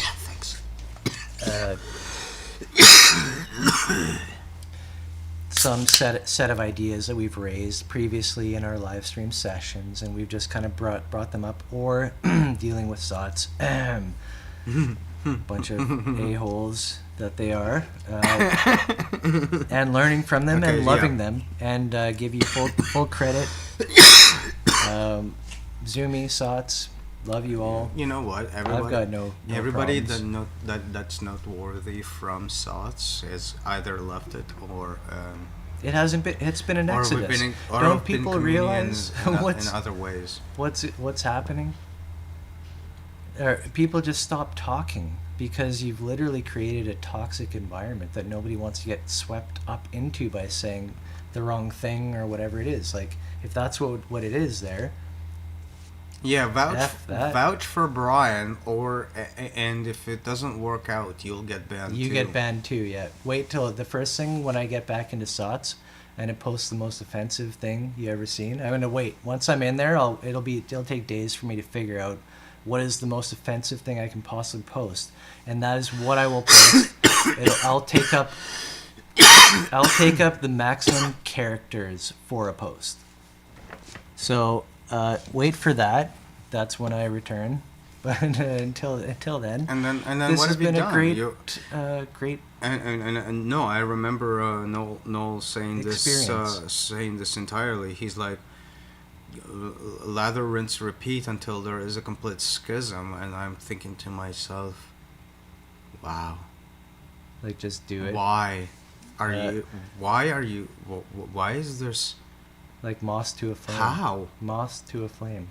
It's so bizarre to just have this attitude towards what you think is a community. That's a callous response, isn't it?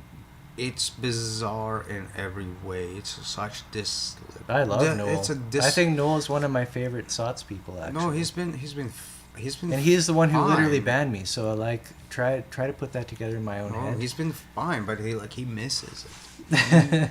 He misses the tenacity of what he's done. Well, yeah, it's all like, I'm 100% glad, and it's all part of the plan. And here we go, gentlemen, because it's the last 30 seconds. We love you all. Any last two? Yep. No, you can't even. You're not on video anymore. Bye. Later, buds. Skis.